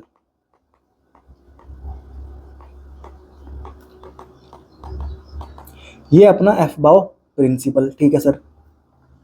हमको यहाँ पर एक गाना याद रखना है, 100 सप सप सडप सडप सफ डप सफ डप, 100 सप सप सडप सडप सफ डप सफ डप, 100 सप सप सडप सडप सफ डप सफ डप। पीरियोडिक टेबल में टोटल कितने कितने पीरियड होते हैं सर? 7 पीरियड होते हैं। पहला पीरियड, दूसरा पीरियड, तीसरा पीरियड, चौथा पीरियड, पांचवा पीरियड, छठवां पीरियड, सातवां पीरियड। ठीक है। एक गाना ध्यान रखना है एफ बाउ प्रिंसिपल के अंदर, और इसी से अपन क्या निकालेंगे? इलेक्ट्रॉनिक कन्फिग्रेशन निकालेंगे। ठीक है। एक गाना हमको पता होना चाहिए, 100 सप सप सडप सडप सफ डप सफ डप। ठीक है सर। अब एक बात मुझे पता होनी चाहिए, जब मैं एस ऑर्बिटल की बात करता हूं ना तो यहां पर हम एन ही लिखते हैं, यानी जो पीरियड का नंबर होगा ना वही लिखना पड़ेगा। अगर मैं पी ऑर्बिटल की भी बात करूं तो यहां पर हम क्या लिखते हैं? जो पीरियड का नंबर होगा ना वही लिखते हैं। जैसे अगर मैं बात करूं इस एस का नाम लिखना होगा तो पीरियड का नंबर क्या सर? 2 है, तो मैं इसको 2s बोलूंगा। ठीक है। इस एस का नाम लिखना होगा तो पीरियड का नंबर कितना है सर? 3 है, तो मैं इसको बोलूंगा सर 3s। इस एस का नाम लिखना होगा, पीरियड का नंबर 6 है, तो क्या लिखूंगा सर? 6s लिखूंगा। इस पी का नाम लिखना होगा, पीरियड का नंबर 5 है, तो 5p लिखूंगा। यानी s और p की बात करें अपन तो यहाँ पर जितना पीरियड का नंबर होगा उतना ही यहाँ पर लिखते हैं अपन। ठीक है। यानी यहाँ पर में हम n ही लिखते हैं, n मतलब पीरियड का नंबर, n मतलब पीरियड का नंबर। ठीक है सर। फिर अगर बात आई d की तो यहाँ पर अपन यूज करते हैं n-1 जैसे। ठीक है। इसकी बात करें अपन, इसका पीरियड नंबर 5 है, तो क्या मैं इसको 5d लिखूंगा क्या? नहीं सर, 5-1 करके लिखना पड़ेगा। इसको मैं बोलूंगा सर 4d, इसको मैं बोलूंगा sir 4d orbital. Yes sir. इसे डी का नाम लिखना होगा, पीरियड का नंबर कितना है? 7, एक माइनस करके लिख, 6d लिख दे, 6d लिख दिया सर, 6d लिख दिया सर, ये लिख दिया 6d, ठीक है। मतलब d में अपन n-1 करते हैं। और एक और बात ध्यान रखना कि f में अपन क्या करते हैं सर, n-2 करते हैं। f में क्या करते हैं अपन, n-2 करते हैं, ठीक है। तो अगर मेरे पास f ऑर्बिटल है कोई, उसका मुझे अगर नामकरण करना है तो पीरियड के नंबर में से 2 माइनस करके लिखना पड़ेगा। जैसे अपने पास ये वाला f है तो 7 इसका पीरियड नंबर है, तो मैं लिखूंगा सर 5f, मैं लिखूंगा 5f, 7 में से 2 माइनस करके लिखना है अपने को। जैसे ये अपना f है तो यहाँ पर इसका पीरियड नंबर 6 है, तो यहाँ पर मैं लिखूंगा सर 4f, यहाँ पर मैं लिखूंगा 4f, ठीक है। कोई दिक्कत है इसमें? नहीं सर। मतलब s और p में अपन n ही यूज करते हैं, d में n-1, f में n-2, बिल्कुल तैयार खेल। यस सर, ये बात मैंने यहां पर लिख दी, ये बात मैंने यहां पर लिख दी, ठीक है। अब ध्यान से देख, अब ध्यान से देख, पहले इलेक्ट्रॉन भरा जाएगा इसमें, फिर भरेगा इसमें, फिर भरेगा इसमें, फिर भरेगा इसमें, फिर भरेगा इसमें, फिर भरेगा इसमें, फिर भरेगा इसमें, फिर भरेगा इसमें। ऐसे करते करते इलेक्ट्रॉन भरते हैं, ऐसे करते करते अपन इलेक्ट्रॉन को भरते हैं, फिल करते हैं सर, ठीक है। अब अगर तुमसे पूछा जाए कि एक तुम्हारे पास ये है, एक तुम्हारे पास ये है, एक तुम्हारे पास ये है और एक तुम्हारे पास ये है, कि एनर्जी सबसे ज्यादा कौन से ऑर्बिटल की होगी, एनर्जी सबसे ज्यादा कौन से ऑर्बिटल की होगी, तो हमको एक बात पता होनी चाहिए कि एनर्जी कब बढ़ती है, एनर्जी कब बढ़ती है। जैसे अपन अबव प्रिंसिपल नीचे की तरफ जा रहे हैं ना, नीचे की तरफ जा रहे हैं तो ऑर्बिटल की एनर्जी क्या होती है, ज्यादा होती है, ठीक है। तो सबसे ज्यादा किसकी होगी सर, इन वालों की होगी, फिर इसकी होगी, फिर इसकी होगी सर। और अगर बात करें अपन इसकी, इनकी बात करें अगर, ये तो दोनों एक ही लाइन में आ रहे हैं, तो हम देखेंगे सर ये वाला खेल, मतलब जो जितना राइट की तरफ होगा ना वहां पर उस ऑर्बिटल की उतनी ज्यादा एनर्जी होगी, ठीक है, उस ऑर्बिटल की उतनी ज्यादा एनर्जी होगी, ठीक है। तो ऐसा क्वेश्चन आपका पूछा जाता है एटॉमिक स्ट्रक्चर वाले चैप्टर में, तो ये अपने को पता होना चाहिए, ठीक है, ये अपने को पता होना चाहिए। जैसे अगर कोई तुमसे पूछे कि 6s और 5d में ज्यादा एनर्जी कौन से ऑर्बिटल की है, तो 6s मतलब ये है सर 6s, 5d मतलब ये है क्या 5d, नहीं भाई 5d मतलब वो 6th पीरियड का d होगा, क्योंकि d में अपन n-1 करते हैं, ये अपना 5d, ठीक है। तो कॉमन सेंस की बात है, जो 5d है वहां पर उस ऑर्बिटल की एनर्जी क्या है सर, ज्यादा है, सिंपल सी बात है, कोई दिक्कत नहीं है। मैं उम्मीद करता हूं बात आपको समझ में आ गई होगी। फिर अपन इलेक्ट्रॉनिक कन्फिग्रेशन कैसे निकालेंगे, ध्यान से देख। जैसे मेरे पास लिथियम मैंने लिखा, लिथियम का एटॉमिक नंबर कितना सर, 3 है, ठीक है। तो मैंने लिखा सर 1s2, ये लिख दिया मैंने 1s2, क्योंकि s है ना, s में मैक्सिमम कितने इलेक्ट्रॉन भरते हैं अपन, 2 इलेक्ट्रॉन भरते हैं। अभी हमने बात करी थी s सबसेल की, s सबसेल के पास सिर्फ एक ऑर्बिटल होता है तो मैक्सिमम 2 इलेक्ट्रॉन भरेंगे, ठीक है। फिर अगर बात करें अपन p सबसेल की, तो p सबसेल में 6 ऑर्बिटल होते हैं, मैक्सिमम वहां पर, सॉरी, p सबसेल में 3 ऑर्बिटल होते हैं तो मैक्सिमम वहां पर 6 इलेक्ट्रॉन भर सकते हैं अपन। यहाँ पर मैंने बात करी थी जो p सबसेल है वहां पर 3 ऑर्बिटल होते हैं, हर ऑर्बिटल में मैक्सिमम 2 इलेक्ट्रॉन भर सकते हैं, तो 3 ऑर्बिटल है तो मैक्सिमम कितने इलेक्ट्रॉन भरेगा, 6 इलेक्ट्रॉन भरेगा क्या, यस सर, ठीक है। सिमिलरली अगर d सबसेल होगा तो वहां पर हम 10 इलेक्ट्रॉन भर सकते हैं, और अगर f सबसेल होगा तो वहां पर अपन 14 इलेक्ट्रॉन भर सकते हैं मैक्सिमम, ठीक है। तो जैसे मैंने बात करी लिथियम की, एटॉमिक नंबर 3 था, यानी इसके पास इलेक्ट्रॉन कितने हैं, 3 है, ठीक है। तो 1s2, फिर अपने पास ये वाला आया, इसको मैं बोलूंगा 2s, तो 2s1 हो गए सर अपने 3 इलेक्ट्रॉन। ये इसकी इलेक्ट्रॉनिक कन्फिग्रेशन मैंने लिख दी, ये इसकी मैंने इलेक्ट्रॉनिक कन्फिग्रेशन लिख दी, ठीक है। अगर मेरे पास एग्जाम्पल आया सोडियम का, सोडियम का एटॉमिक नंबर 11, तो मैंने लिखा sir 1s2, 2s2, 2p6, 3s1, 1s2, 2s2, 2p6, 3s1, ये अपने 11 इलेक्ट्रॉन पूरे। यहाँ पर सोडियम का एटॉमिक नंबर 11 था, यानी इसके पास इलेक्ट्रॉन कितने हैं सर, 11 है, तो यहाँ पर इसकी इलेक्ट्रॉनिक कन्फिग्रेशन मैंने लिख दी। अब ध्यान से देख, लिथियम और सोडियम दोनों फर्स्ट ग्रुप के एलिमेंट है क्या, यस सर, दोनों फर्स्ट ग्रुप के एलिमेंट है क्या, यस सर। लिथियम की इलेक्ट्रॉनिक कन्फिग्रेशन लिख दी, यस सर, सोडियम की भी इलेक्ट्रॉनिक कन्फिग्रेशन लिख दी, यस सर। ध्यान से देख, अब ध्यान से देख, आगे अगर 1 लिखा हुआ है ना, मैंने आपको बोला था n1 होगा तो मतलब k सेल, n की वैल्यू 2 होगी तो मतलब l सेल, तो ये जो 1 आगे से लिखा हुआ है मतलब ये k सेल की बात चल रही है, आगे से 2 नंबर लिखा हुआ है यानी ये l सेल की बात चल रही है, ठीक है। इसकी बात करें अपन, अब 1 लिखा हुआ है यानी k सेल की बात चल रही है, 2 लिखा हुआ है यानी ये अपने l सेल की बात चल रही है, फिर ये 3 लिखा हुआ है यानी ये m सेल की बात चल रही है। तो आउटर मोस्ट सेल कौन सा, यहाँ पर l सेल है, उसके पास इलेक्ट्रॉन कितने हैं, 1 है। यहाँ पर आउटर मोस्ट सेल कौन है, m है, उसके पास इलेक्ट्रॉन कितने हैं, 1 है। यानी अगर एलिमेंट सेम ग्रुप के हुए ना तो उनका जो वैलेंस सेल है उसके पास इलेक्ट्रॉन क्या होंगे सर, सेम होंगे। वैलेंस सेल के पास इलेक्ट्रॉन क्या होंगे सर, सेम होंगे। वही बात मैंने यहां पर लिख दी। इन अ ग्रुप, अगर एक ग्रुप का एलिमेंट है, अगर एक ग्रुप का एलिमेंट है तो वहां पर जो वैलेंस सेल होगा उसके पास same number of electron present होते हैं, same number of electron present होते हैं वैलेंस सेल में। ये बात क्लियर? Yes sir. ये बात क्लियर? Yes sir. मैं उम्मीद करता हूं बात आपको समझ में आ रही होगी। तो ये जो मैंने बात यहाँ पर लिखी हुई है, ये बात समझ में आ गई क्या? Yes sir. अब अपन आगे बढ़ते हैं। अपन ने आगे लिखा हुआ है half filled and full filled orbitals are stable. Half filled और फुल फिल्ड ऑर्बिटल्स जो होते हैं वो क्या होते हैं सर, स्टेबल होते हैं। जैसे अगर मैं बात करूं, जैसे मैं बात करूं पी सबसेल की, पी सबसेल की, ठीक है, तो पी सबसेल के पास कितने ऑर्बिटल होते हैं सर, 3 ऑर्बिटल होते हैं। मतलब मैक्सिमम कितने इलेक्ट्रॉन आ सकते हैं सर, 6 इलेक्ट्रॉन आ सकते हैं। हाफ फील्ड खेल कब होगा, जब हर डब्बे में एक एक इलेक्ट्रॉन होगा, यानी P3 लिखूंगा वो क्या अपना हाफ फील्ड है, वो अपना हाफ फील्ड है। और अगर हर डब्बे में 2-2 इलेक्ट्रॉन आ जाए तो ये अपना क्या हो जाएगा सर, फुल फील्ड हो जाएगा। यानी P6 क्या हो गया सर, फुल फील्ड हो गया। सिमिलरली D5 हाफ फील्ड है, D10 क्या है सर, फुल फील्ड है। F7 हाफ फील्ड है, F14 फुल फील्ड है। सिमिलरली बात क्लियर है ना, कोई दिक्कत नहीं है। तो आज के बाद हाफ फील्ड वाला भी स्टेबल, फुल फील्ड वाला भी स्टेबल। ज्यादा स्टेबल कौन, फुल फील्ड वाला। पर जो हाफ फील्ड वाले होते हैं वो भी क्या होते हैं, अपने स्टेबल होते हैं। ठीक है, तो वही बात मैंने यहां पर लिखी हुई है, half filled and full filled orbitals are stable. जैसे अगर बात करूं मैं D5 की, यस सर वो स्टेबल है, हाफ फील्ड है। D10 की, यस सर वो स्टेबल है, हाफ फील्ड है वो, यस सर। ठीक है, तो आज के बाद ये तैयार, half filled and full filled orbitals are stable. अब अपन बात करें क्रोमियम की। क्रोमियम अपना डी ब्लॉक का एलिमेंट है, 3D सीरीज का एलिमेंट है। एटॉमिक नंबर इसका होता है 24, एटॉमिक नंबर होता है सर 24। इसकी अगर मैं इलेक्ट्रॉनिक कन्फिग्रेशन लिखूं तो कैसे लिखूंगा, 1s2 2s2 2p6 3s2 3p6 4s2 और 3d 4 3d4। ये मैंने इसकी इलेक्ट्रॉनिक कन्फिग्रेशन लिख दी, ये मैंने इसकी इलेक्ट्रॉनिक कन्फिग्रेशन लिख दी। ठीक है, सिमिलरली अगर मैं बात करूं इसकी कॉपर की, एटॉमिक नंबर कितना है इसका, 29 है। तो मैंने लिखा sir 1s2 2s2 2p6 3s2 3p6 4s2 3d9। ठीक है, 29 इलेक्ट्रॉन कंप्लीट, यस सर।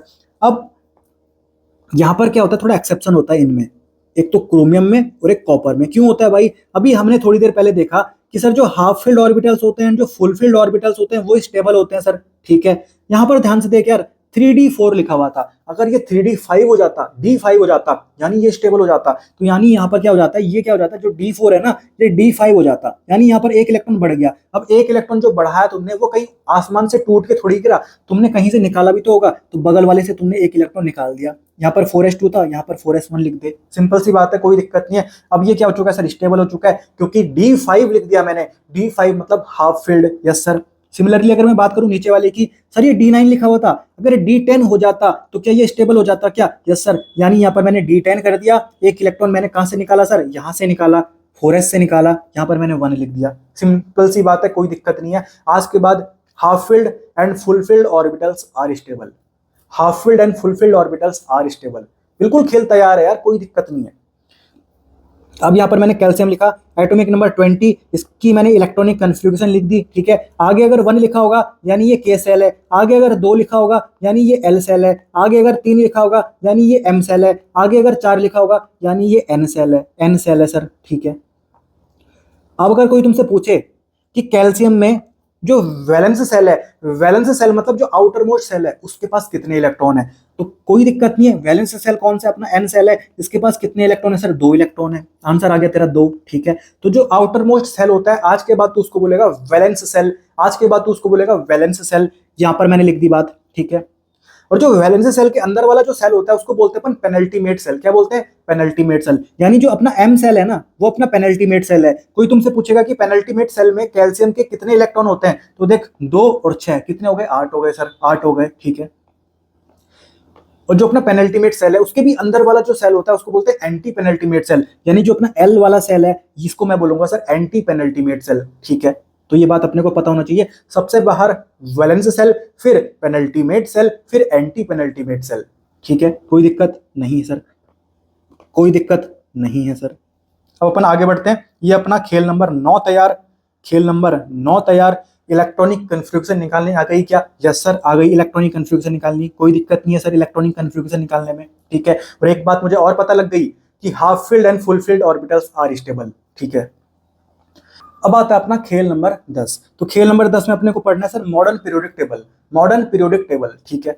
तो मॉडर्न पीरियोडिक टेबल हमारी किसने दी थी सर? मोस्ले ने दी थी। आज के दिन जो अपन पीरियोडिक टेबल पढ़ते हैं वो मॉडर्न पीरियोडिक टेबल है क्या? यस सर, वो किसने दी? मोस्ले ने दी। तो father of modern periodic table कौन है? मोस्ली है। पर फादर ऑफ पीरियोडिक टेबल कौन है? मेंडलीफ है। ये बात अपने को पता होनी चाहिए। और मॉडर्न पीरियोडिक टेबल यानी जो आज के दिन अपन पीरियोडिक टेबल पढ़ते हैं उसमें टोटल कितने एलिमेंट है सर? 118 एलिमेंट है। और जो मेंडलीफ की पीरियोडिक टेबल थी उसमें टोटल कितने एलिमेंट थे? 63 एलिमेंट थे। ये बात अपने को पता होनी चाहिए। अब यहाँ पर ध्यान से देख, जो अपना मोस्ली है ना उसने एक लॉ दिया मॉडर्न पीरियोडिक लॉ, ठीक है। तो वाई एक्सिस में उसने रखा sir root frequency of X ray, yes sir, और एक्स एक्सिस में उसने रखा एटॉमिक नंबर। तो उसने यहाँ पर पाया कि जो कर्व था ना, जो ग्राफ था वो बिल्कुल स्ट्रेट लाइन आ रहा है, वो बिल्कुल स्ट्रेट लाइन आ रहा है। यानी उसने बता दिया, एक बात बोल दी कि physical and chemical properties of element are the periodic function of atomic number. आज तक बोलते आ रहे थे साइंटिस्ट कि नहीं एटॉमिक वेट, हर कोई एटॉमिक वेट के फॉर्म में अरेंज कर रहा था एलिमेंट्स को, increasing order of atomic weight. परंतु पहली बार अब मॉडर्न पीरियोडिक टेबल में हम जो आज पीरियोडिक टेबल पढ़ते हैं वहां पर जो एलिमेंट्स को अरेंज कर रखा है वो इंक्रीजिंग एटॉमिक नंबर के हिसाब से अरेंज कर रखा है। वो खेल खेला किसने? मोस्ले ने। किसने? मोस्ले ने, ठीक है। तो root frequency is directly proportional to atomic number. यहाँ पर जो उसका कर्व प्लॉट हो रहा था बिल्कुल स्ट्रेट लाइन आ रही थी, बिल्कुल स्ट्रेट लाइन आ रही थी। Yes sir, yes sir, yes sir, ठीक है। तो मैं उम्मीद करता हूं खेल 10 आपको समझ में आ गया होगा, कोई दिक्कत खेल 10 में नहीं है। अब आया अपना खेल नंबर 11। खेल number 11 IUPAC nomenclature, IUPAC nomenclature, ठीक है। Nil, un, bi, tri, quad, pent, hex, sept, oct, enn, yes sir. Nil कब बोलूंगा? 0 नंबर होगा तो 1 नंबर को अन, 2 नंबर पे बाई, 3 नंबर पे ट्राई, 4 पे क्वेड, 5 पे पेंट, 6 पे हेक्स, 7 पे सेप्ट, 8 पे ऑक्ट, 9 पे इन। ये बात क्लियर है? Yes sir. और इनका जो पहला लेटर है ना वो मैंने नीचे लिख दिया, N, U, B, T, Q, P, H, S, O, E, yes sir. Last में मैं क्या लगाऊंगा? प्लस आई यू एम, यानी सफिक्स क्या होने वाला है अपना? आई यू एम होने वाला है, ई एम। सफिक्स क्या होने वाला है सर? ई एम होने वाला है, ठीक है सर। सफिक्स क्या रहेगा? ई एम रहेगा। जैसे यहां पर मैंने एग्जांपल लिया 103, तो एक में क्या बोलते हैं अपन? एक में क्या बोलते हैं सर? अन बोलते हैं ना, अन बोलते हैं ना, ये लिख दिया मैंने अन। फिर 0, 0 में क्या बोलते हैं अपन? नील बोलते हैं ना, ये लिख दिया मैंने नील, ठीक है। फिर 3, 3 में क्या बोलते हैं अपन? ट्राई बोलते हैं क्या? यस सर, ये लिख दिया मैंने ट्राई। लास्ट में क्या लगा देना? ईएम लगा देना है, ये लगा दिया मैंने ईएम, ठीक है। अगला एग्जांपल देख 117, एक पे क्या बोलते हैं? अन बोलते हैं, अन लिख दिया। वापस एक आया, अन बोलते हैं, अन लिख दिया। फिर 7 आया, सेप्ट बोलते हैं क्या? सेप्ट लिख दिया। लास्ट में क्या लगा देना? ईएम लगा देना है। लास्ट में क्या लगा देना? ईएम लगा देना है। तो ये तेरा आईयूपीएसी नोमेनक्लेचर तैयार। कोई दिक्कत नहीं है, कोई दिक्कत नहीं है, आसानी से आईयूपीएसी नोमेनक्लेचर कर सकता है क्या?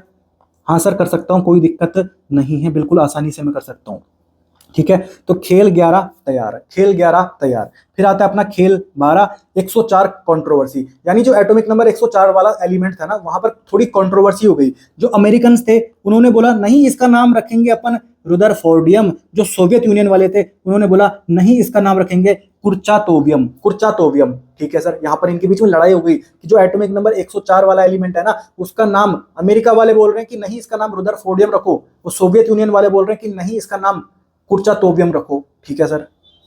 तो ये बात अपने को पता होनी चाहिए। ये खेल आपका तैयार, ये खेल आपका तैयार। अगला खेल आया अपना खेल नंबर 13 एटॉमिक नंबर 101 से लेकर एटॉमिक नंबर 118 के अपने को नाम पता होने चाहिए, नाम पता होने चाहिए, क्योंकि पीवाईक्यू में भी ये क्वेश्चन एक बार पूछा जा चुका है हाल फिलहाल में ही, ठीक है। तो ये अपना 101 एटॉमिक नंबर वाला एलिमेंट, ये 118 एटॉमिक नंबर वाला एलिमेंट, ठीक है सर। तो हमको बस इतना ध्यान रखना है, देख मैंने नोबिता, लॉरेंस, रदरफोर्ड दोनों से बोला, मैंने नोबिता, लॉरेंस, रदरफोर्ड दोनों से बोला। क्या बोला? हसीना मेरी धर्मात्मा, हसीना मेरी धर्मात्मा। और एक लड़का है रोहन, उसको निकिता पसंद है, उसको निकिता पसंद है। तो यहां पर मैंने बोला सर रोहन को निकिता फ्लेवर, रोहन को निकिता फ्लेवर, ठीक है। और एक लड़की है मौली, वो हमेशा टेंशन में रहती है, तो यहां पर मैंने बोल दिया मौली 10 सन, सन मतलब ये देख सन लिखा हुआ है, ठीक है। तो अगर तुम ये भी ध्यान रखोगे ना तो तुम यहाँ पर आराम से, अगर ये क्वेश्चन पूछा जाएगा तो मैच द फॉलोइंग में पूछा जाता है, अगर ये क्वेश्चन पूछा जाएगा तो मैच द फॉलोइंग में पूछा जाता है, आसानी से अपन कर सकते हैं, कोई दिक्कत यहाँ पर आने वाली नहीं है। और अगर मैंने अभी बात करी थी 104 कंट्रोवर्सी की, तो इसका नाम देख क्या है सर, रुदरफोर्डियम। यानी जीते कौन सर, जीते कौन, अमेरिका वाले जीते। तो जो अमेरिका वाले बोल रहे थे कि इसका नाम क्या रखो सर, रुदरफोर्डियम रखो, तो उन्हीं के हिसाब से यहाँ पर एनसीईआरटी ने भी रखा हुआ है, ठीक है। अब अपन आगे बढ़ते हैं, खेल नंबर 14, दो demerit of modern periodic table. जो अपन आज के दिन में मॉडर्न पीरियोडिक टेबल पढ़ते हैं, जो किसने दी थी सर, मोसले ने दी थी, उसकी दो डिमेरिट अपने को पता होनी चाहिए। ध्यान से देख, पहली डिमेरिट क्या है सर, जैसे मैंने बात करी हीलियम की सर, हीलियम का एटॉमिक नंबर 2, इसकी अगर मैं इलेक्ट्रॉनिक कॉन्फ़िगरेशन लिखूंगा तो मैं लिखूंगा सर 1s2, यस सर। तो जो लास्ट इलेक्ट्रॉन गया ना वो s ऑर्बिटल में गया यार, लास्ट इलेक्ट्रॉन जिस ऑर्बिटल में जाता है ना वो एलिमेंट उस ब्लॉक का होता है। यानी यहाँ पर जो लास्ट इलेक्ट्रॉन गया सर वो तो s ऑर्बिटल में गया, ठीक है। यानी जो अपना हीलियम है वो s ब्लॉक का एलिमेंट होना चाहिए था, परंतु हीलियम तो अपना नोबल गैसेस होता है यार, हीलियम तो p ब्लॉक का एलिमेंट होता है। यानी ये अपनी क्या सर, डिमेरिट है, किसकी, मॉडर्न पीरियोडिक टेबल की, ठीक है। दूसरी बात अपन करते हैं, हाइड्रोजन की पोजीशन अभी भी फिक्स नहीं है, मेंडलीव के टाइम पे भी फिक्स नहीं थी, आज भी हाइड्रोजन की पोजीशन फिक्स नहीं है। अगर मैं बात करूं यहाँ पर ध्यान से देखो, ये अपनी पीरियोडिक टेबल है, क्या हाइड्रोजन देख कहाँ रखा हुआ है, इसकी पोजीशन फिक्स ही नहीं है, किसी ग्रुप में ही नहीं रखा हुआ इसको, कोई बोलता है कि इसको फर्स्ट ग्रुप में रख दो, कोई बोलता है इसको 17th ग्रुप में रख दो, इसकी पोजीशन ही फिक्स नहीं है। तो एनसीईआरटी ने भी कहाँ रख दिया इसको, पूरी पीरियोडिक टेबल के खोपड़ी में रख दिया, यानी ये डिमेरिट है यार किसका, मॉडर्न पीरियोडिक टेबल का, कि हाइड्रोजन की पोजीशन भी फिक्स नहीं है अभी तक, यस सर। तो खेल 14 तैयार, ठीक है। बात आती है खेल 15 की। जो एस ब्लॉक एलिमेंट होते हैं वो रिएक्टिव होते हैं यार, तुमने देखा होगा सोडियम मेटल कितना रिएक्टिव होता है, हाँ सर रिएक्टिव होता है यार, आग पकड़ जाता है, ठीक है।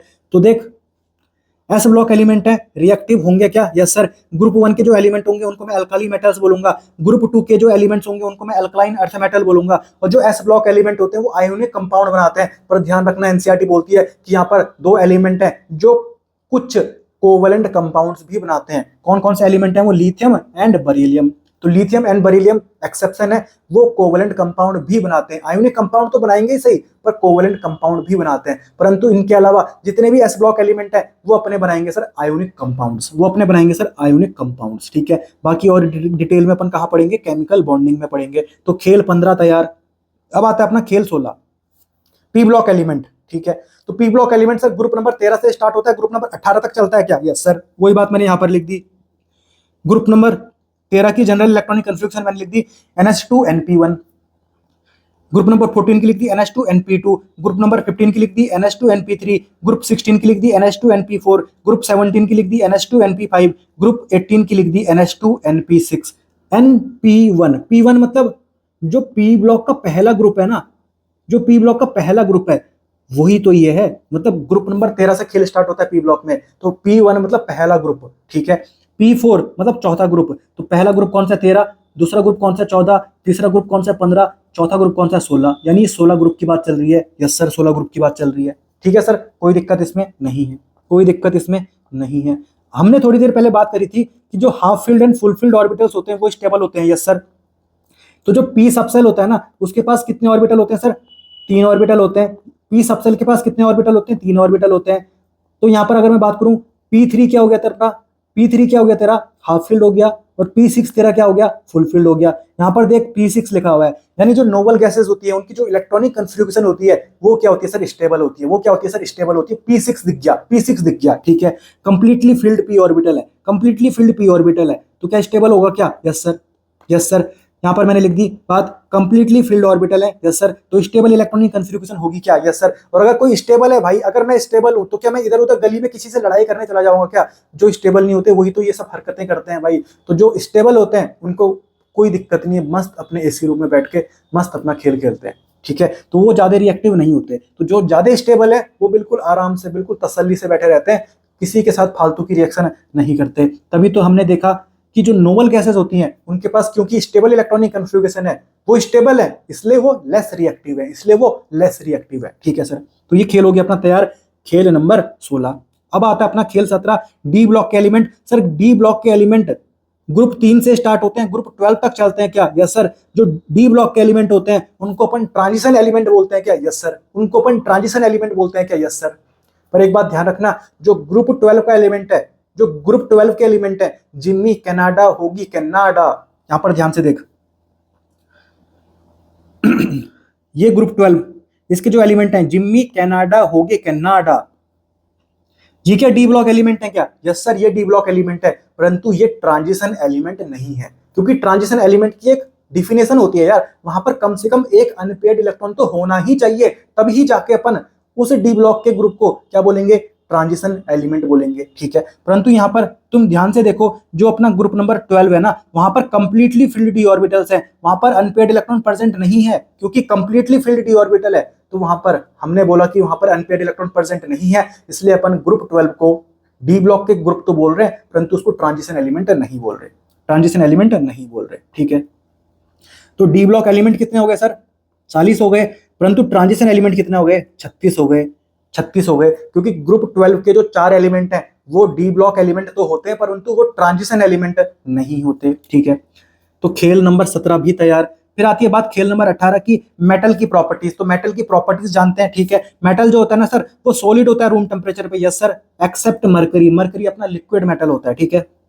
दूसरी बात, मेटल जो होता है उनके पास high boiling point and melting point होता है, परंतु यहाँ पर दो एक्सेप्शन एनसीईआरटी बताती है, caesium and gallium. Caesium and gallium का मेल्टिंग पॉइंट क्या होता है सर? कम होता है, बहुत कम होता है सर, ठीक है। जो मेटल्स होते हैं उनके पास जनरली मेल्टिंग पॉइंट और बॉइलिंग पॉइंट क्या होता है? बहुत ज्यादा होता है। तुमने देखा होगा रोड साइड लोहार बैठे रहते हैं, वो ना लोहे को गर्म करते रहते हैं, ऐसे थोड़ी करता कि लोहा पकड़ा, नीचे से लाइटर जलाया और वो पिघल गया, ऐसा थोड़ी होता है यार, बहुत देर तक रखना पड़ता है उसको, अग्नि में गर्म करते रहते हैं उसको बहुत देर तक, मतलब उसका बॉइलिंग पॉइंट बहुत ज्यादा है यार, उसका बॉइलिंग पॉइंट बहुत ज्यादा है, बहुत ज्यादा हीट देना पड़ेगा तब जाके वो बॉयल होगा। सिमिलरली उसका मेल्टिंग पॉइंट भी बहुत ज्यादा होता है, ठीक है।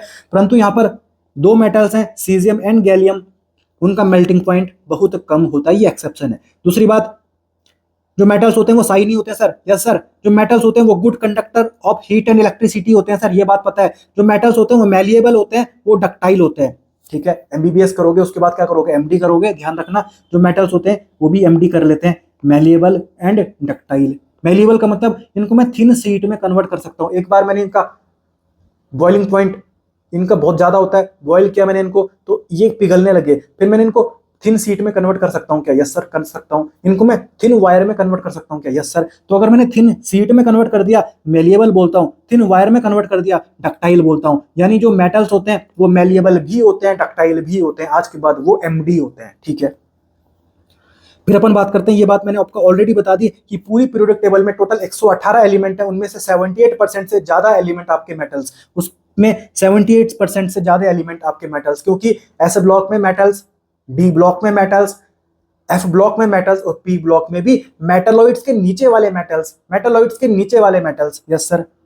फिर अपन बात करते हैं मेटेलिक कैरेक्टर की, मेटेलिक कैरेक्टर की। अब देख एक बात मैं आपको बताता हूं, मेटल्स का क्या करना होता है ना, मेटल्स क्या करते हैं? इलेक्ट्रॉन को भगाने की काम करते हैं, मेटल्स क्या करते हैं? इलेक्ट्रॉन को भगाने का काम करते हैं, ठीक है।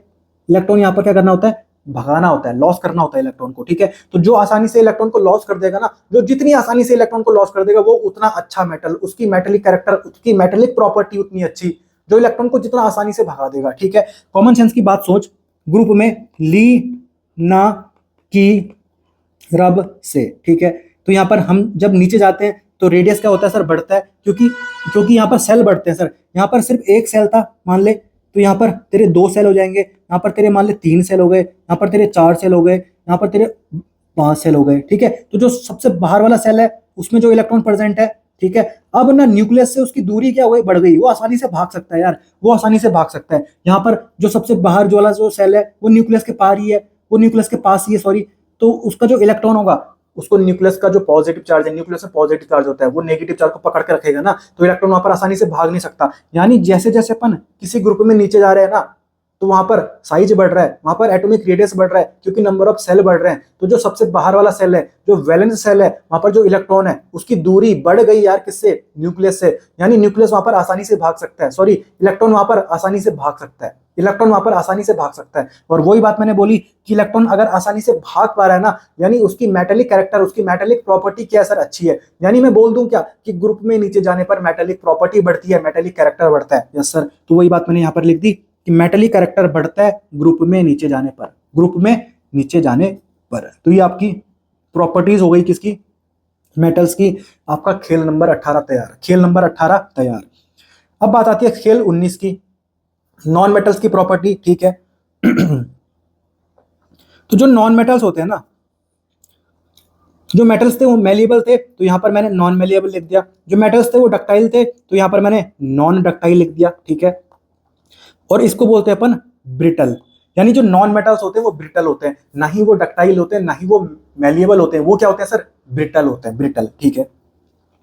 वहां मैंने बोला था sir high boiling point and melting point, तो यहां मैं बोलूंगा low melting point and boiling point, ठीक है। परंतु यहां पर एक्सेप्शन है, boron and carbon has high melting point. ध्यान रखना, boron and carbon has high melting point, जबकि ये अपने नॉन मेटल्स हैं, नॉन मेटल्स के पास low melting point and boiling point होना चाहिए था, परंतु ये अपने एक्सेप्शन है, ठीक है। ये ध्यान रखना, एनसीईआरटी में दे रखा है। फिर एक बात और रखना ध्यान को, जो ब्रोमीन होती है ना वो लिक्विड नॉन मेटल होता है, जो ब्रोमीन होती है वो लिक्विड नॉन मेटल होता है, ठीक है। फिर अपन बात करते हैं जो नॉन मेटेलिक कैरेक्टर होता है वो इंक्रीज होता है पीरियड में। जैसे अपन पीरियड में लेफ्ट से राइट बढ़ रहे हैं ना, जैसे अपन पीरियड में इधर लेफ्ट है इधर राइट है, तो लेफ्ट से राइट जैसे अपन बढ़ते हैं ना, तो नॉन मेटेलिक कैरेक्टर क्या होता है, इंक्रीज होता है।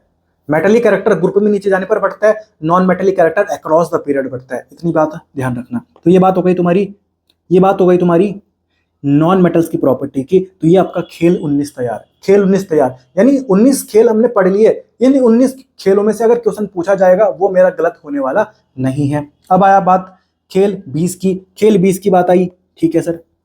केमिकल रिएक्टिविटी, तो ध्यान रखना मेटल्स के केस में केमिकल रिएक्टिविटी साइज के डायरेक्टली प्रोपोर्शनल, और नॉन मेटल्स के केस में केमिकल रिएक्टिविटी साइज के इनवर्सली रिलेटेड। ये बात करनी है हमको ग्रुप में, ठीक है। जैसे अपन बात करें मेटल्स की, तो जो अपना फर्स्ट ग्रुप का एलिमेंट होते हैं वो मेटल्स होते हैं क्या, यस सर।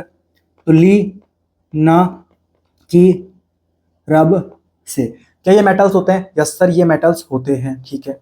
तो मेटल्स के केस में केमिकल रिएक्टिविटी साइज के डायरेक्टली प्रोपोर्शनल है, यानी जो जितना नीचे होगा उसकी केमिकल रिएक्टिविटी उतनी ज्यादा है, क्योंकि जो जितना नीचे होता है उसका साइज भी उतना ज्यादा होता है, तो साइज के डायरेक्टली प्रोपोर्शनल होती है मेटल के केस में केमिकल रिएक्टिविटी। पर अगर मैं बात करूं नॉन मेटल्स के केस में, जैसे मैंने लिखा sir fluorine, chlorine, bromine, iodine, ठीक है, नॉन मेटल्स हैं, यस सर। तो नॉन मेटल्स के केस में मैं क्या बोलूंगा कि साइज के इनवर्सली रिलेटेड होती है कौन, केमिकल रिएक्टिविटी।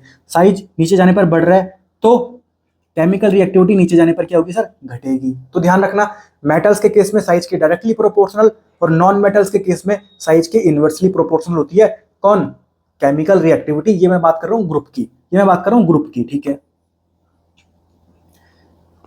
फिर अगर पीरियड की बात करें ना, तो ये अपना ग्रुप 1, ये अपना बीच का खेल, और ये अपना ग्रुप नंबर 17। तो जब अपन ग्रुप 1 से बीच की तरफ जाते हैं तो हमारी जो केमिकल रिएक्टिविटी होती है वो घटती है यार। फिर अपन मिडिल से फिर ग्रुप नंबर 17 की तरफ जब चलते हैं तो जो केमिकल रिएक्टिविटी होती है वो बढ़ती है। यानी यहाँ पर जो खेल चलता है वो ऐसे चलता है, यूं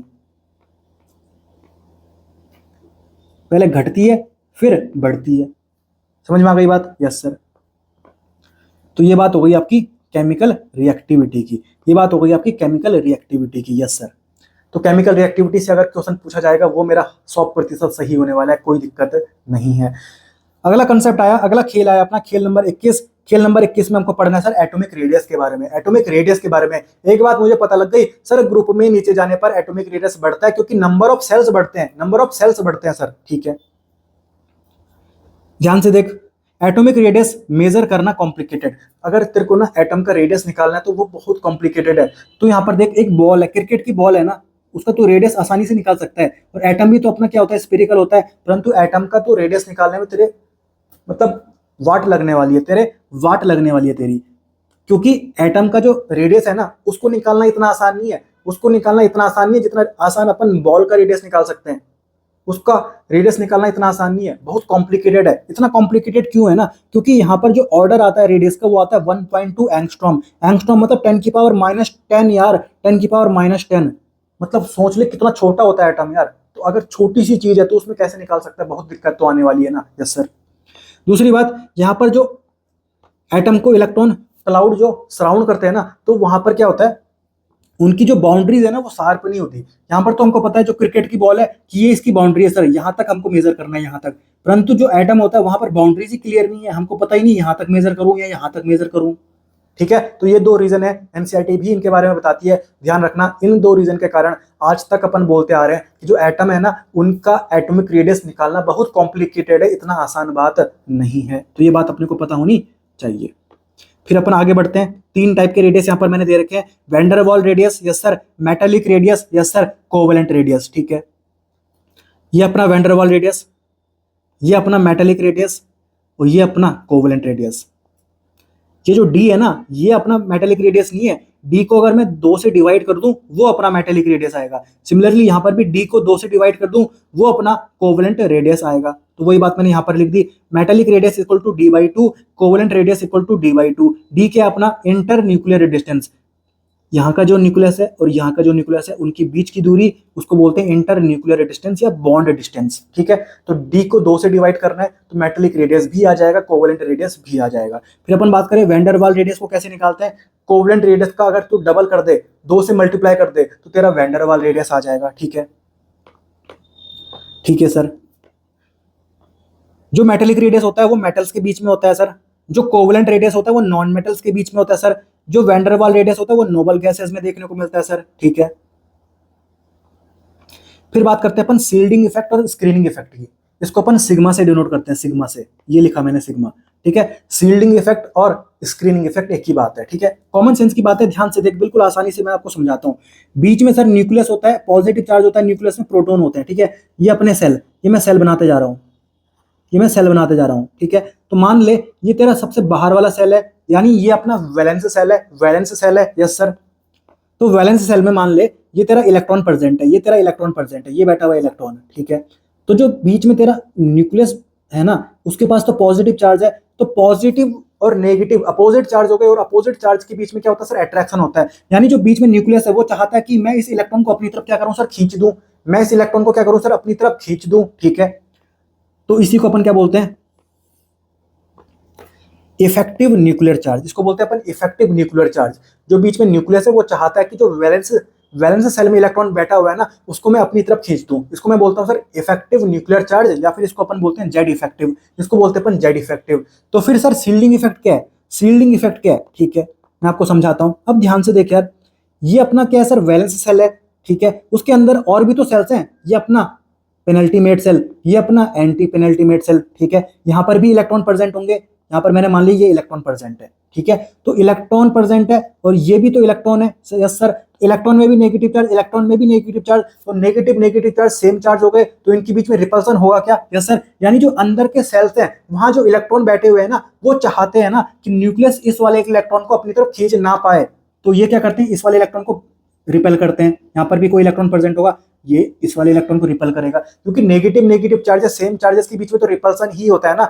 यानी जो अंदर के सेल्स में बैठे हुए इलेक्ट्रॉन, वो चाह रहे हैं कि जो वैलेंस सेल का इलेक्ट्रॉन है, न्यूक्लियस उसको अपनी तरफ ना खींच पाए। न्यूक्लियस उसको अपनी तरफ खींचना चाहता है, वो तो जेड इफेक्टिव है, वो तो इफेक्टिव न्यूक्लियर चार्ज है। परंतु जो अंदर के सेल्स के इलेक्ट्रॉन है, वो वैलेंस सेल के इलेक्ट्रॉन को जो रिपेल कर रहे हैं, उसको मैंने बोला सर, उसको मैंने बोला सील्डिंग इफेक्ट या फिर स्क्रीनिंग इफेक्ट। उसको मैंने बोला सील्डिंग इफेक्ट या फिर स्क्रीनिंग इफेक्ट, यस सर। तो बात समझ में आ गई, यस सर। सबसे ज्यादा कौन करते हैं सर, एस, फिर पी, फिर डी, फिर एफ। एफ में कहीं ना कहीं सील्डिंग इफेक्ट क्या होता है सर, बहुत कम होता है। एफ ऑर्बिटल्स में, इलेक्ट्रॉन्स में सील्डिंग इफेक्ट क्या होता है, बहुत कम हो जाता है, ये ध्यान रखना। फिर अपन बात करते हैं इफेक्टिव न्यूक्लियर चार्ज की, इसको जेड इफेक्टिव बोलते हैं, मैंने आपको बात समझा दी। ध्यान रखना, जेड इफेक्टिव एटॉमिक रेडियस के इन्वर्सली रिलेटेड होता है, जेड इफेक्टिव एटॉमिक रेडियस के इन्वर्सली रिलेटेड होता है, ठीक है। फिर अपन बात करते हैं एटॉमिक रेडियस की, ये बात मुझे पता है, ग्रुप में जब अपन नीचे की तरफ बढ़ते हैं तो नंबर ऑफ सेल्स बढ़ते हैं, तो एटॉमिक रेडियस बढ़ेगा, यस सर। तो down the group atomic radius increase होता है। और अपन बात करें अगर अक्रॉस द पीरियड, मतलब अगर मैं पीरियड में लेफ्ट से राइट की तरफ जाऊंगा, तो एटॉमिक रेडियस क्या होता है सर, डिक्रीज होता है। ये बात अपने को पता होनी चाहिए। तो ये आपका हो गया खेल नंबर 21 तैयार। फिर आता है अपना खेल नंबर 22, ठीक है। ये खेल बहुत इंपॉर्टेंट है यार, अगर यहां से क्वेश्चन पूछा जाएगा ना, तो ये बहुत इंपॉर्टेंट क्वेश्चन है। बहुत कम बच्चे इसको सही कर पाते हैं, क्योंकि ये जो कंसेप्ट था, ये एस ब्लॉक का कंसेप्ट था। एस ब्लॉक तो अब डिलीट हो गया, एस ब्लॉक तो अब डिलीट हो गया, परंतु अगर ये क्वेश्चन पूछा जाएगा तो ये तो पीरियोडिक टेबल का ही माना जाएगा ना यार, ठीक है, क्योंकि एटॉमिक रेडियस का क्वेश्चन है।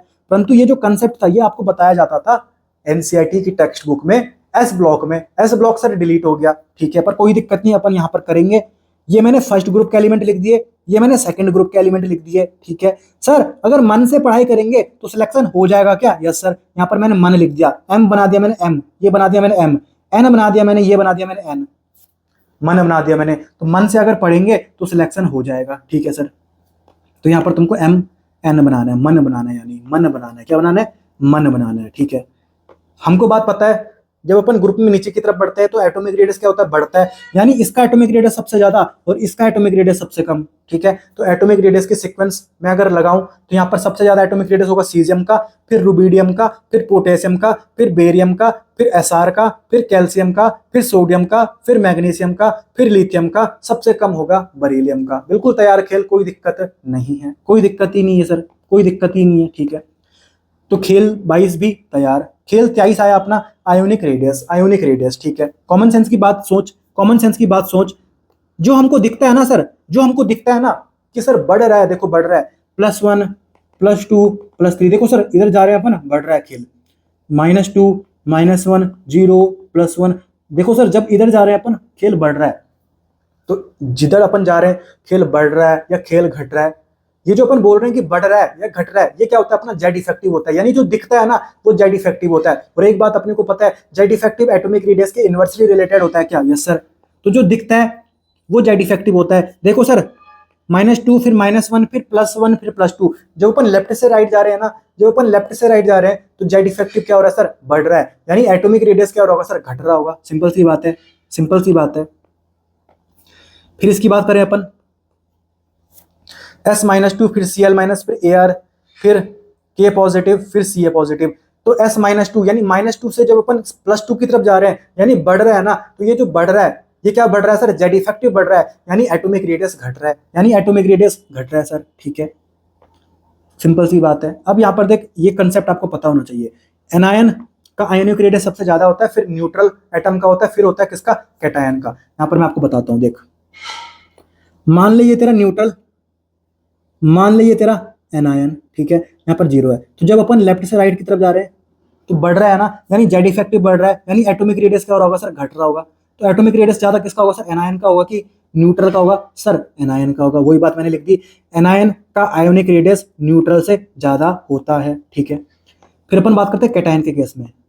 ये अपना कैटायन का न्यूट्रल खिलाड़ी, यस सर, यही इसका चार्ज खिलाड़ी। जब अपन लेफ्ट से राइट की तरफ जा रहे हैं सर बढ़ रहा है सर, बढ़ रहा है सर, पहले 0 था अब +2 हो गया सर। तो जो बढ़ रहा है वो क्या बढ़ रहा है सर? जेड इफेक्टिव बढ़ रहा है, यानी एटॉमिक रेडियस क्या हो रहा होगा सर? घट रहा होगा, आयोनिक रेडियस घट रहा होगा, यस सर। यानी जो न्यूट्रल वाला होता है उसका आयोनिक रेडियस ज्यादा होता है और जो कैटायन होता है उसका आयोनिक रेडियस कम होता है। तो सबसे ज्यादा एनायन का, फिर न्यूट्रल का, फिर कैटायन का। बिल्कुल खेल तैयार, कोई दिक्कत नहीं है, कोई दिक्कत नहीं है। वही बात हमको यहाँ पर भी दिख रही है, देख सबसे पहले एनायन आए फिर कैटायन आया, यहाँ पर भी देख सबसे पहले एनायन आए फिर न्यूट्रल आया फिर कैटायन आ गए। यस सर, कोई दिक्कत ही नहीं है। तो यहाँ पर जब क्वेश्चन तुम्हारे पास पूछे जाएंगे, ये क्वेश्चन ना आज तक नीट में लगभग 10 बार पूछे जा चुके हैं, 10 बार। यहाँ पर तुमको ऐसे सीक्वेंस में नहीं देगा, वो तुमको देगा जैसे Na+ F-2 Mg+2।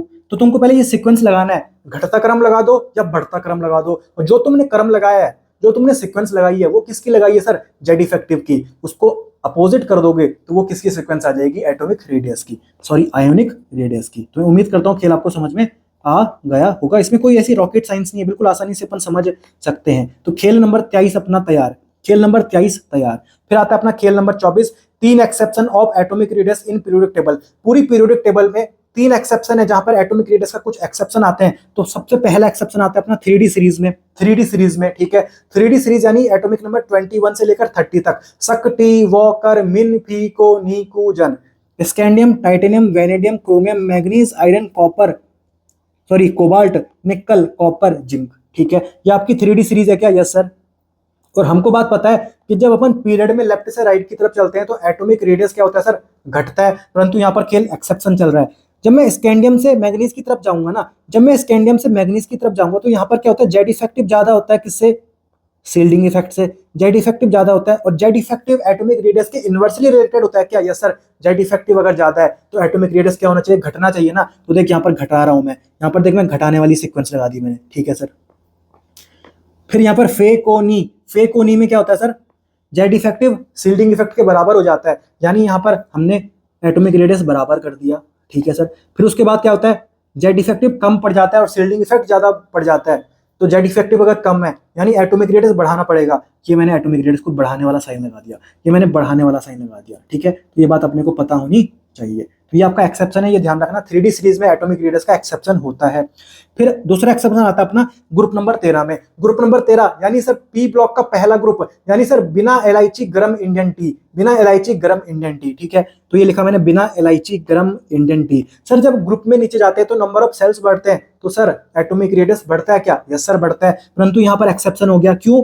क्यों सर? ध्यान से देख, गैलियम का एल्यूमिनियम से ज्यादा होना चाहिए था, परंतु एल्यूमिनियम का गैलियम से ज्यादा हो गया बिकॉज ऑफ ट्रांजिशन कॉन्ट्रैक्शन, क्योंकि यहां पर ट्रांजिशन एलिमेंट आ गए पहली बार फोर्थ पीरियड में ट्रांजिशन एलिमेंट आते हैं क्या? यस सर, उसका प्रभाव यहां पर पड़ गया और यहां पर जो एल्यूमिनियम है ना उसका गैलियम से ज्यादा क्या हो गया? एटॉमिक साइज हो गया। सिमिलरली यहां पर तेरे क्या आ गए सर? लैंथेनाइड सीरीज आ गई। तो यहाँ पर क्या होता है सर? लैंथेनाइड कॉन्ट्रैक्शन होता है और जो इंडियम और थैलियम है ना उनका जो एटॉमिक रेडियस है, एटॉमिक साइज है, वो लगभग बराबर हो जाता है, वो लगभग बराबर हो जाता है, ठीक है। तो यहाँ पर ये खेल बदला बिकॉज ऑफ ट्रांजिशन कॉन्ट्रैक्शन और ये खेल बदला बिकॉज ऑफ लैंथेनाइड कॉन्ट्रैक्शन। तो ओवरऑल सबसे ज्यादा एटॉमिक रेडियस किसका हो गया? थैलियम का हो गया, फिर इंडियम का हो गया, फिर एल्यूमिनियम का हो गया, फिर गैलियम का हो गया, फिर बोरोन का हो गया। ये बात मैंने यहाँ पर लिख दी, ये बात मैंने यहाँ पर लिख दी। मैं उम्मीद करता हूँ खेल आपको समझ में आ गया होगा, इसमें कोई दिक्कत किसी को नहीं आने वाली। तो ये आपका दूसरा एक्सेप्शन हो गया किसका? एटॉमिक रेडियस का। तीसरा एक्सेप्शन आता है आपका लैंथेनाइड सीरीज के कारण होता क्या है कि जो 4D और 5D सीरीज के एलिमेंट है उनका एटॉमिक रेडियस बराबर हो जाता है यार उनका। देख यहां पर ध्यान से देख, ये लैंथेनम एटॉमिक नंबर 57, ठीक है, और इसके पीछे छुपे हुए 14 एलिमेंट, उन्हीं को मैंने बोल दिया लैंथेनाइड सीरीज के एलिमेंट, यानी एटॉमिक नंबर 58 से 71 तक इसके पीछे छुपे हुए हैं सर। और उनके बीच में क्या होता है? लैंथेनाइड कॉन्ट्रैक्शन होता है, वो हम पढ़ेंगे जब अपन एफ ब्लॉक पढ़ेंगे, ठीक है सर। तो उसके कारण हुआ क्या कि इनका क्या हो गया सर? इनका क्या हो गया सर? साइज क्या हो गया? सेम हो गया। इनका एटॉमिक रेडियस क्या हो गया सर? सेम हो गया। इनका एटॉमिक रेडियस क्या हो गया सर? सेम हो गया। मतलब 4D series and 5D series के जो एलिमेंट है उनका एटॉमिक रेडियस क्या हो गया सर? सेम हो गया। वही बात मैंने यहां पर लिखी हुई है, 4D और 5D सीरीज के जो एलिमेंट है उनका एटॉमिक रेडियस क्या हो गया सर? सेम हो गया because of lanthanide contraction, because of lanthanide contraction, ठीक है। फिर अपन आगे बढ़ते हैं, खेल number 25 ionisation enthalpy. Ionisation enthalpy में कुछ भी नहीं करना। मान ले तेरे पास एक आइसोलेटेड गैसेस एटम है, वहां से तुझे इलेक्ट्रॉन को भगाना है, इलेक्ट्रॉन को लूज करना है, इलेक्ट्रॉन को लूज करना है सर। और इलेक्ट्रॉन को भगाने में जो एनर्जी लगती है ना वो हमको खुद से देनी पड़ती है, एनर्जी रिक्वायर्ड बोलेंगे इसको अपन, ठीक है। तो वही बात मैंने यहाँ पर लिख दी, आइसोलेटेड गैसेस एटम से इलेक्ट्रॉन को भगाना है, निकालना है, ठीक है। जैसे अपन बात करें यहाँ पर सोडियम है, इसके पास 11 इसका एटॉमिक नंबर होता है, यानी यहाँ पर 11 इलेक्ट्रॉन है। ये मैंने इसकी इलेक्ट्रॉनिक कॉन्फ़िगरेशन लिख दी, ठीक है। तो यहाँ से तूने एक इलेक्ट्रॉन भगाना है, तो यहाँ पर जो 3s के पास 1 इलेक्ट्रॉन था वो तूने भगा दिया। तो यहाँ पर इलेक्ट्रॉन को भगाने के लिए हमको एनर्जी लगानी पड़ेगी यार। इसी एनर्जी को मैंने आज के बाद बोल दिया आयोनाइजेशन इंथैल्पी या फिर आयोनाइजेशन एनर्जी। बिल्कुल तैयार खेल? Yes sir. तो ये क्या हो गया अपना आयोनाइजेशन एनर्जी। यहाँ पर हमको एनर्जी देनी पड़ेगी, लगानी पड़ेगी खुद से, ठीक है। तो अब यहाँ पर ध्यान से कि क्या हो गया, अब यहाँ से इलेक्ट्रॉन निकल गया, एक इलेक्ट्रॉन निकल गया, तो खोपड़ी में क्या आएगा सर? पॉजिटिव चार्ज आएगा कि नहीं आएगा? Yes sir. तो ये Na पॉजिटिव बन गया। अब यहाँ पर देख, ये वाला जो इलेक्ट्रॉन था ये हट गया, अब ये खेल ऐसा बन चुका है, अब ये खेल ऐसा बन चुका है। Yes sir. तो अगर मैं पहला इलेक्ट्रॉन निकालूंगा तो मैं बोलूंगा आयोनाइजेशन इंथैल्पी फर्स्ट। अगर मैं दूसरा इलेक्ट्रॉन निकालूंगा, मान ले तूने यहां से भी एक इलेक्ट्रॉन निकाल दिया, तो अब तू जो एनर्जी लगाएगा उसको तू बोलेगा आयोनाइजेशन इंथैल्पी सेकंड। फिर तूने अगर मान ले थर्ड इलेक्ट्रॉन निकाल दिया तो तू बोलेगा आयोनाइजेशन इंथैल्पी थर्ड, ठीक है। बात क्लियर है? Yes sir. अब ध्यान से देख यार, जब इलेक्ट्रॉन निकलता है ना तो हमको एनर्जी लगानी पड़ती है, एनर्जी लगानी पड़ती है। एनर्जी लगाना मतलब एंडोथर्मिक रिएक्शन, मतलब यहाँ पर पॉजिटिव खेल चलेगा, मतलब एनर्जी हम खुद से लगा रहे हैं, मतलब पॉजिटिव, ठीक है। तो आयोनाइजेशन इंथैल्पी हमेशा क्या होता है? पॉजिटिव होता है, क्योंकि एनर्जी इज हमेशा required to remove an electron, मतलब यहाँ पर खेल चलेगा एंडोथर्मिक, ठीक है, एंडोथर्मिक। और एक बात ध्यान रखना, आयोनाइजेशन इंथैल्पी थर्ड हमेशा ज्यादा होगी आयोनाइजेशन इंथैल्पी सेकंड से, और आयोनाइजेशन इंथैल्पी सेकंड हमेशा ज्यादा होगी आयोनाइजेशन इंथैल्पी फर्स्ट से। ये बात हमेशा ध्यान रखना, ये हमेशा सही बैठता है, ठीक है। फिर एक बात ध्यान रखना कि जो आयोनाइजेशन इंथैल्पी होती है ना वो स्टेबल इलेक्ट्रॉनिक कॉन्फ़िगरेशन के डायरेक्टली प्रोपोर्शनल होती है। कॉमन सेंस की बात सोच, कॉमन सेंस की बात सोच। जैसे देख, ये जो Na पॉजिटिव है, इसकी अब ये इलेक्ट्रॉनिक कन्फ्यूजन हो चुकी है। सर पी के पास 6 इलेक्ट्रॉन, सर मतलब कंप्लीटली फिल्ड ऑर्बिटल्स हैं, यानी ये स्टेबल है क्या? यस सर, मतलब ये स्टेबल इलेक्ट्रॉनिक कन्फ्यूजन हो चुकी है इसकी। यस सर, और अगर स्टेबल इलेक्ट्रॉनिक कन्फ्यूजन है, अब तू चाहता है कि यहां से मैं एक इलेक्ट्रॉन रिमूव करूं, तो मेरे भाई कोई अगर स्टेबल है तो वो थोड़ी चाहेगा कि मैं इलेक्ट्रॉन लूज कर दूं अपना, वो तो स्टेबल ही रहना चाहेगा ना। तो यानी यहां पर अगर तुमने एक इलेक्ट्रॉन रिमूव करना है और तूने कसम खा दी कि नहीं मैं तो रिमूव करके ही रहूंगा, तो तेरे को यहाँ पर बहुत ज्यादा एनर्जी लगानी पड़ेगी, क्योंकि वो पहले से स्टेबल था यार, वो नहीं चाहता कि मेरा एक इलेक्ट्रॉन लूज हो जाए। परंतु तूने कसम खा दी कि मैं तो एक इलेक्ट्रॉन रिमूव करके ही रहूंगा, तब तक मैं घर नहीं जाने वाला, तो तेरे को यहाँ पर बहुत ज्यादा एनर्जी देनी पड़ेगी। यहाँ पर आयोनाइजेशन एंथैल्पी की वैल्यू क्या होने वाली है सर? बहुत ज्यादा होने वाली है। यानी अगर स्टेबल इलेक्ट्रॉनिक कन्फिगरेशन है तो आयोनाइजेशन एंथैल्पी तो बढ़ रही है यार, आयोनाइजेशन एंथैल्पी तो बढ़ रही है। वही बात यहाँ पर लिख दी मैंने, ionisation enthalpy is directly proportional to stable electronic configuration. Yes sir, ठीक है। फिर अपन बात करते हैं कि जो ये अपनी आयोनाइजेशन एंथैल्पी है ना, ये एटॉमिक रेडियस के इनवर्सली रिलेटेड होती है। एटॉमिक रेडियस ग्रुप में नीचे जाने पर बढ़ रहा था, तो आयोनाइजेशन एंथैल्पी ग्रुप में नीचे जाने पर घटेगी। Yes sir, atomic radius period के अक्रॉस लेफ्ट से राइट जब अपन पीरियड में जा रहे थे तो एटॉमिक रेडियस क्या हो रहा था सर? डिक्रीज हो रहा था, तो आयोनाइजेशन एंथैल्पी क्या होगी? इंक्रीज होगी। वही बात मैंने यहाँ पर लिख दी। यस सर, फिर अपन बात करते हैं जब अपन पीरियड में लेफ्ट से राइट जा रहे हैं तो आयोनाइजेशन एंथैल्पी बढ़ रही है, यानी जो ग्रुप नंबर 18 है, यानी जो ग्रुप नंबर 18 है उसके पास मैक्सिमम आयोनाइजेशन एंथैल्पी होगी क्या? Yes sir. और जो ग्रुप नंबर 1 है उसके पास लीस्ट आयोनाइजेशन एंथैल्पी होगी क्या? Yes sir. सिंपल सी बात है, कोई इसमें रॉकेट साइंस नहीं है। फिर अपन बात करते हैं सेकंड पीरियड एलिमेंट। ये क्वेश्चन न जाने कितनी बार पूछा जा चुका है। हाल फिलहाल में नीट 2024 की बात करें, नीट 2023 की बात करें, नीट 2022 की बात करें, तीनों साल पूछा जा चुका है एक कॉमन क्वेश्चन, वो क्वेश्चन है ये अपना, बहुत इंपॉर्टेंट क्वेश्चन है। सेकंड पीरियड के एलिमेंट मैंने लिख दिए, lithium, beryllium, boron, carbon, nitrogen, oxygen, fluorine, neon. ठीक है, यहाँ पर लास्ट में क्या होगा? 2s1, क्योंकि फर्स्ट ग्रुप का एलिमेंट है, मतलब S1 लिखूंगा क्या? Yes sir. यहाँ पर S2 लिखूंगा क्योंकि सेकंड ग्रुप का एलिमेंट है, S ब्लॉक का सेकंड ग्रुप का एलिमेंट है। Yes sir. फिर यहां पर से P ब्लॉक स्टार्ट हो जाता है, P ब्लॉक का पहला ब्लॉक है, पहला ग्रुप है सॉरी, तो यहां पर मैंने लिख दिया P1। ठीक है सर। फिर P2, फिर P3, तो यानी यहां पर मैंने लिख दिया इनके जो आउटर मोस्ट सेल की इलेक्ट्रॉनिक कन्फिगरेशन वो लिख दी मैंने। ठीक है, अब तो ध्यान से देखिए यार, P6 यानी ये स्टेबल, P3 यानी ये स्टेबल, S2 यानी ये स्टेबल। और अभी हमने थोड़ी देर पहले बात करी थी कि जो आयोनाइजेशन एंथैल्पी होती है वो डायरेक्टली प्रोपोर्शनल होती है स्टेबल इलेक्ट्रॉनिक कन्फिगरेशन के। ठीक है, यानी यहां से अगर तेरे को एक इलेक्ट्रॉन निकालना है तो तुझे बहुत ज्यादा आयोनाइजेशन एंथैल्पी देनी पड़ेगी क्या? Yes sir, yes sir. और एक बात तुझे और पता है कि जब अपन किसी पीरियड में लेफ्ट से राइट की तरफ बढ़ते हैं तो आयोनाइजेशन एंथैल्पी क्या होती है सर? बढ़ती है, बढ़ती है। ठीक है सर, तो सबसे ज्यादा किसकी हो जाएगी सर? नियोन की हो जाएगी। ठीक है, फिर किसकी होगी सर? फ्लोरीन की होगी। Yes sir. फिर ऑक्सीजन की होनी चाहिए थी, परंतु किसकी हो जाएगी? नाइट्रोजन की हो जाएगी, क्योंकि नाइट्रोजन के पास हाफ फिल्ड ऑर्बिटल है। Yes sir. फिर किसकी होगी? ऑक्सीजन की हो जाएगी। फिर किसकी होगी? कार्बन की हो जाएगी। फिर बोरोन की होनी चाहिए थी, पर किसकी हो जाएगी? बेरिलियम की हो जाएगी, क्योंकि इसके पास कंप्लीटली फिल्ड ऑर्बिटल है। फिर बोरोन की होगी, फिर आएगी लिथियम की। तो ये सीक्वेंस अपने को ध्यान रखनी है, बिल्कुल सिंपल सी है, इसमें कोई रटने वाली बात नहीं है। हमको एक बात पता है, half filled and full filled orbitals are stable. हमको एक बात पता है कि ionisation enthalpy is directly proportional to stable electronic configuration. Yes sir, बिल्कुल खेलता है यार, कोई दिक्कत, कोई रॉकेट साइंस इसमें नहीं है, कोई दिक्कत, कोई रॉकेट साइंस इसमें नहीं है। अब अपन आगे बढ़ते हैं। एक बात ध्यान रखना, metallic character, electropositive character and reactivity of metals ionisation enthalpy के इनवर्सली रिलेटेड होता है। आयोनाइजेशन एंथैल्पी को आयोनाइजेशन पोटेंशियल भी बोल सकते हैं, यहाँ पर मैंने इसलिए आयोनाइजेशन पोटेंशियल लिखा हुआ है। ठीक है, तो metallic character, electropositive character and reactivity of metals is inversely related to ionisation enthalpy. ठीक है सर, तो ये आपका खेल नंबर 25 तैयार, खेल नंबर 25 तैयार, आयोनाइजेशन एंथैल्पी। अब आया अपना खेल 26। तो खेल 26 में अपन पढ़ने वाले हैं सर इलेक्ट्रॉन गेन एंथैल्पी। ठीक है, तो खेल 25 में हमने पढ़ा था सर आयोनाइजेशन एंथैल्पी। वहां पर मैंने आपको एक बात बताई, बिल्कुल प्यार से समझाई थी कि कोई मेरे पास आइसोलेटेड गैसेस एटम है, वहां से मुझे इलेक्ट्रॉन को रिमूव करना था, इलेक्ट्रॉन को लॉस करना था। ठीक है सर, ठीक है सर।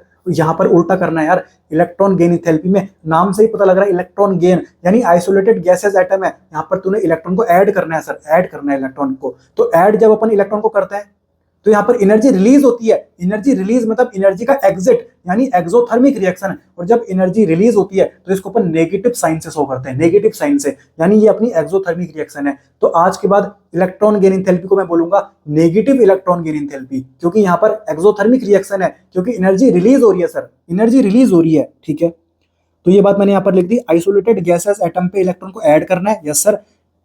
जो इलेक्ट्रॉन गेन एंथैल्पी होती है जनरली एक्सोथर्मिक होती है, तो यहाँ पर मैंने नेगेटिव साइन लगा दिया, ठीक है सर। आज के बाद मैं बोलूंगा negative electron gain enthalpy, negative electron gain enthalpy, ठीक है। जब मैं आपको आयोनाइजेशन एंथैल्पी पढ़ा रहा था, मैंने आपको बोला था ionisation enthalpy is directly proportional to stable electronic configuration. यहाँ पर मैं उल्टा करके बोलूंगा कि electron gain enthalpy is inversely related to stable electronic configuration, ठीक है सर। तो स्टेबल इलेक्ट्रॉनिक कन्फिग्रेशन की इनवर्सली रिलेटेड होती है कौन? Electron gain enthalpy. अब ध्यान से देख, एक बात देख, यहाँ पर मैंने जनरली क्यों बोला हुआ है, जनरली क्यों बोला हुआ है? मैंने बोला आपको कि जो इलेक्ट्रॉन गेन एंथैल्पी होती है वो जनरली एक्सोथर्मिक होती है, यानी जब इलेक्ट्रॉन को अपन ऐड कर रहे हैं ना तो यहाँ पर एनर्जी रिलीज होती है, एनर्जी रिलीज होती है। पर यहाँ पर मैं जनरली क्यों बोल रहा हूँ? क्या यहाँ पर एंडोथर्मिक रिएक्शन भी हो सकती है क्या? ध्यान से देख, अगर तेरे पास नोबल गैस इलेक्ट्रॉनिक कन्फिग्रेशन है ना, नोबल गैस इलेक्ट्रॉनिक कन्फिग्रेशन है, जैसे अपन बात करें, ये देख, ये अपनी नोबल गैस इलेक्ट्रॉनिक कन्फिग्रेशन है, यस सर। यानी तेरे पास स्टेबल इलेक्ट्रॉनिक कन्फिग्रेशन है सर। स्टेबल कब होगी? Half filled and full filled orbitals are stable. वापस से वही बात, half filled and full filled orbitals are stable. तो नोबल गैसेज है, इनके पास स्टेबल इलेक्ट्रॉनिक कन्फिग्रेशन है क्या? Yes sir. तो यहाँ पर तुझे एक इलेक्ट्रॉन ऐड करना है, अगर तुझे एक इलेक्ट्रॉन क्या करना है, ऐड करना है। अरे मेरे भाई, ये पहले से स्टेबल है, ये पहले से स्टेबल है। क्या ये एक इलेक्ट्रॉन को ऐड करके अनस्टेबल होना चाहेगा क्या? नहीं सर।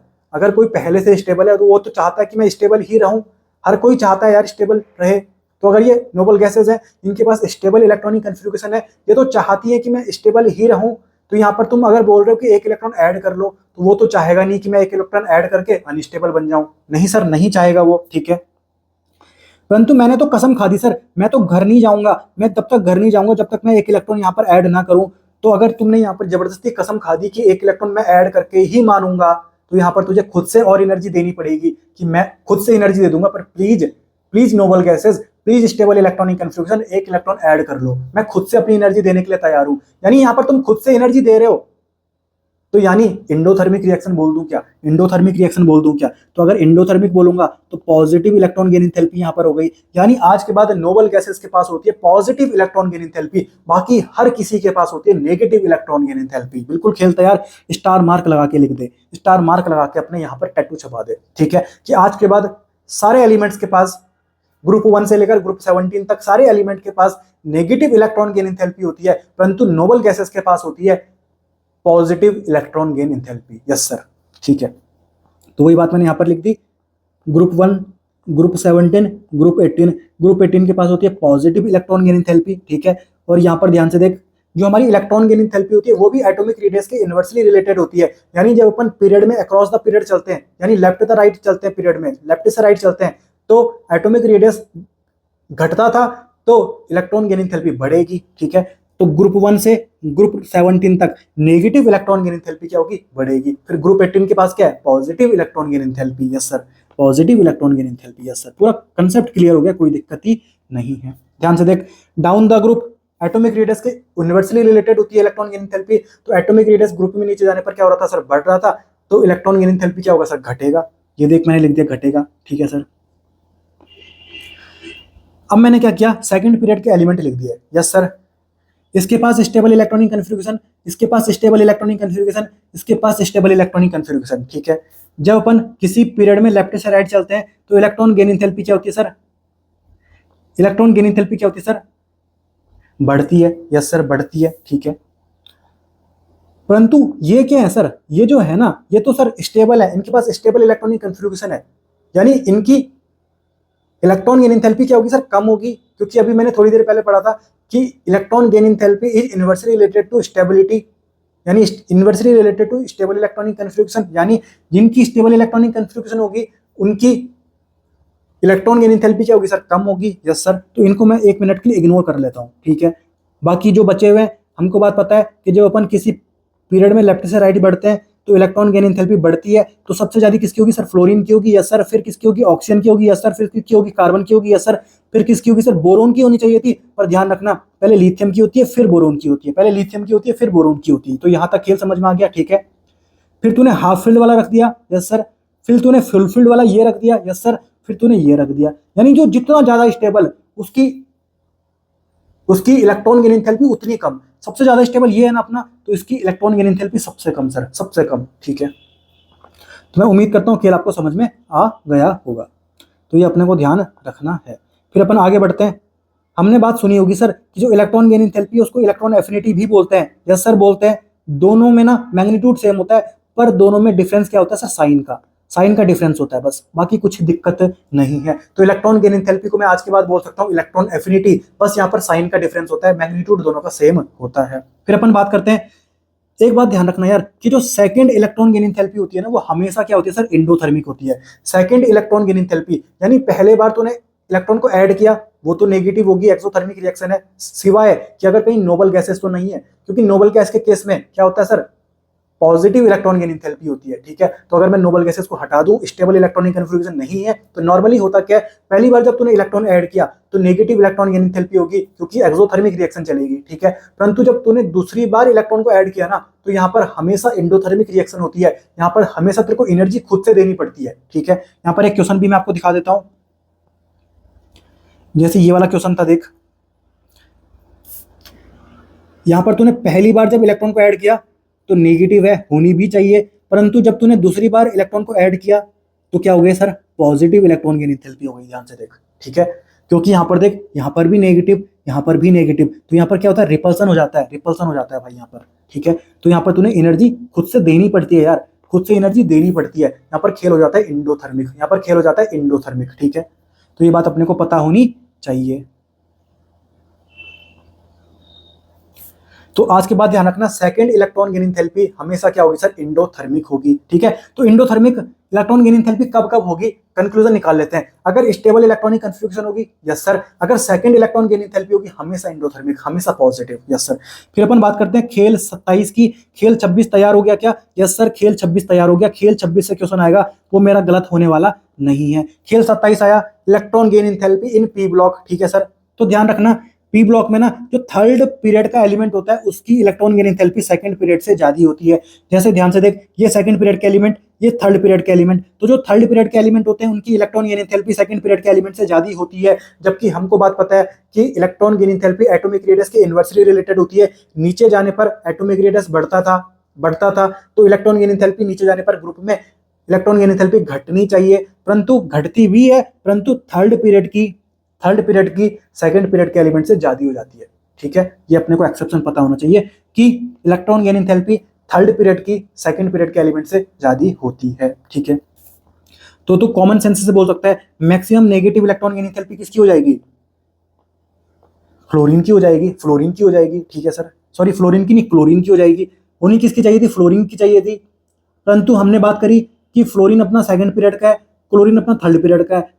थर्ड पीरियड के एलिमेंट की सेकंड पीरियड से ज्यादा होती है, तो क्लोरीन की हो जाएगी। तो ध्यान रखना आज के बाद maximum electron gain enthalpy negative, maximum negative electron gain enthalpy किसकी होगी? हैलोजेंस की होगी। हैलोजेंस में भी किसकी होगी? थर्ड पीरियड का हैलोजन कौन सा है? क्लोरीन। यस सर, तो खेल 27 भी तैयार। फिर अपन आगे बढ़ते हैं, खेल 28 इलेक्ट्रोनेगेटिविटी। ठीक है, ध्यान रखना इलेक्ट्रोनेगेटिविटी नॉन मेजरेबल क्वांटिटी होती है, यूनिटलेस होती है। यस सर, बॉन्डेड इलेक्ट्रॉन की प्रॉपर्टी होती है ये। ठीक है, और इलेक्ट्रोनेगेटिविटी का मतलब होता क्या है?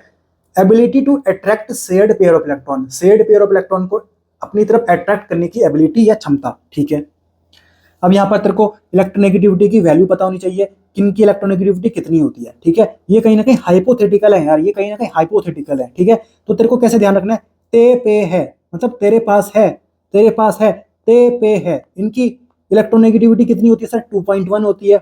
जैसे अपना सीबीएसई बोर्ड होता है, वैसे ही अपना एक बोर्ड होता है आईएससी या आईसीएससी, तो यहाँ पर मैंने लिखा आईएससी। ठीक है, तो ते पे है 2.1, आईएससी 2.5, नकल NCl, इनकी 3, फ्लोरीन की होती है हाईएस्ट कितनी? 4, और ऑक्सीजन की होती है सर कितनी? 3.5। तो तेरे को इन एलिमेंट्स की इलेक्ट्रोनेगेटिविटी पता होनी चाहिए।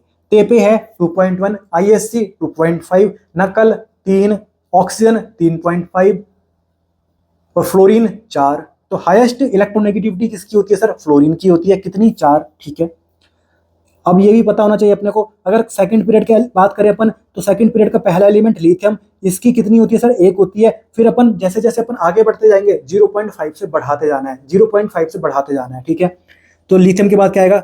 बेरिलियम आएगा, तो इसका हो जाएगा सर 1.5। फिर बोरोन आएगा, इसका हो जाएगा सर 2। तो इस तरीके से अपन आगे जाते जाते जाएंगे, तो 0.5 से बढ़ाते जाएंगे, ठीक है। फिर अगर मैं थर्ड पीरियड की बात करूं तो सबसे पहला एलिमेंट आया सोडियम, इसकी इलेक्ट्रोनेगेटिविटी 0.9, और यहाँ पर 0.3 से बढ़ाते हैं अपन 0.3। सोडियम के बाद क्या आता है मैग्नीशियम, तो यहाँ पर कितना हो जाएगा 1.2 हो जाएगा। 0.9 में मैंने 0.3 बढ़ा दिया, ठीक है सर। कोई दिक्कत है नहीं सर, ये अपने को ध्यान रखना है। तो यहाँ पर अपन आगे बढ़ते जाएंगे, 0.3 ऐड करते जाएंगे थर्ड पीरियड में। और सेकंड पीरियड की बात करें तो वहां पर 0.5 अपन ऐड करते जाते हैं, ठीक है। फिर ध्यान से देख यार, ये तेरे पास sp कार्बन, ये sp2 कार्बन, ये sp3 कार्बन, यस सर। तीनों कार्बन है पर तीनों का हाइब्रिडाइजेशन अलग अलग है, यस सर। और एक बात मुझे पता है यार कि इलेक्ट्रोनेगेटिविटी सबसे ज्यादा किसकी होती है, sp कार्बन की, फिर sp2 कार्बन की, फिर sp3 कार्बन की, यस सर। इलेक्ट्रोनेगेटिविटी सबसे ज्यादा होती है, यस सर। तो यहाँ पर देखने को भी मिल रहा है, इसकी 3.25, इसकी 2.75, इसकी 2.5, यस सर। यानी जो अपन आज तक बोलते आ रहे थे कि जो sp कार्बन होता है वो सबसे ज्यादा इलेक्ट्रोनेगेटिव, फिर sp2 कार्बन, फिर sp3 कार्बन, वो यहाँ पर हमको देखने को भी मिल रहा है, ठीक है। फिर अपन बात करें ग्रुप 1 की, तो ग्रुप 1 में लिथियम का हमको पता है, अभी हमने थोड़ा देर पहले देखा कि 1 होता है, तो यहाँ पर खेल बढ़ता है आगे, 0.5 से बढ़ाना पड़ता है। सोडियम का 0.9 होता है, यहाँ पर 0.3 से हमको खेल आगे बढ़ाना पड़ता है। फिर पोटेशियम एंड रुबिडियम का 0.8 होता है, ध्यान रखना सेम होता है इनका। पोटेशियम एंड रुबिडियम का सेम होता है इलेक्ट्रोनेगेटिविटी। फिर सीजियम का कितना होता है सर, 0.7 होता है। यानी जो इलेक्ट्रोनेगेटिविटी है वो भी एटॉमिक रेडियस के इनवर्सली रिलेटेड है। हमको बात पता है एटॉमिक रेडियस ग्रुप में नीचे जाने पर बढ़ता है, तो यहाँ पर ध्यान से देख, इलेक्ट्रोनेगेटिविटी ग्रुप में नीचे जाने पर क्या हो रही है सर, घट रही है, घट रही है। वहीं अगर मैं बात करूं पीरियड में, एटॉमिक रेडियस जब हम लेफ्ट से राइट जाते हैं पीरियड में, अक्रॉस द पीरियड चलते हैं, तो एटॉमिक रेडियस सर घटता था और इलेक्ट्रोनेगेटिविटी बढ़ रही है, यानी एटॉमिक रेडियस के इनवर्सली रिलेशन है, यस सर, ठीक है। तो वही बात मैंने यहाँ पर लिख दी, डाउन द ग्रुप घटेगा, अक्रॉस द पीरियड बढ़ेगा, ठीक है। एक बात ध्यान रखना, non metallic character is directly proportional to electronegativity, ठीक है। Non metallic character is directly proportional to electronegativity. जो अपने हैलोजेंस होते हैं ना वो नॉन मेटल्स होते हैं क्या, यस सर। तभी तो नॉन मेटल्स को अपन इलेक्ट्रोनेगेटिव एलिमेंट्स बोलते हैं। जैसे फ्लोरीन, फ्लोरीन के पास हाईएस्ट इलेक्ट्रोनेगेटिविटी होती है 4, यस सर, ठीक है।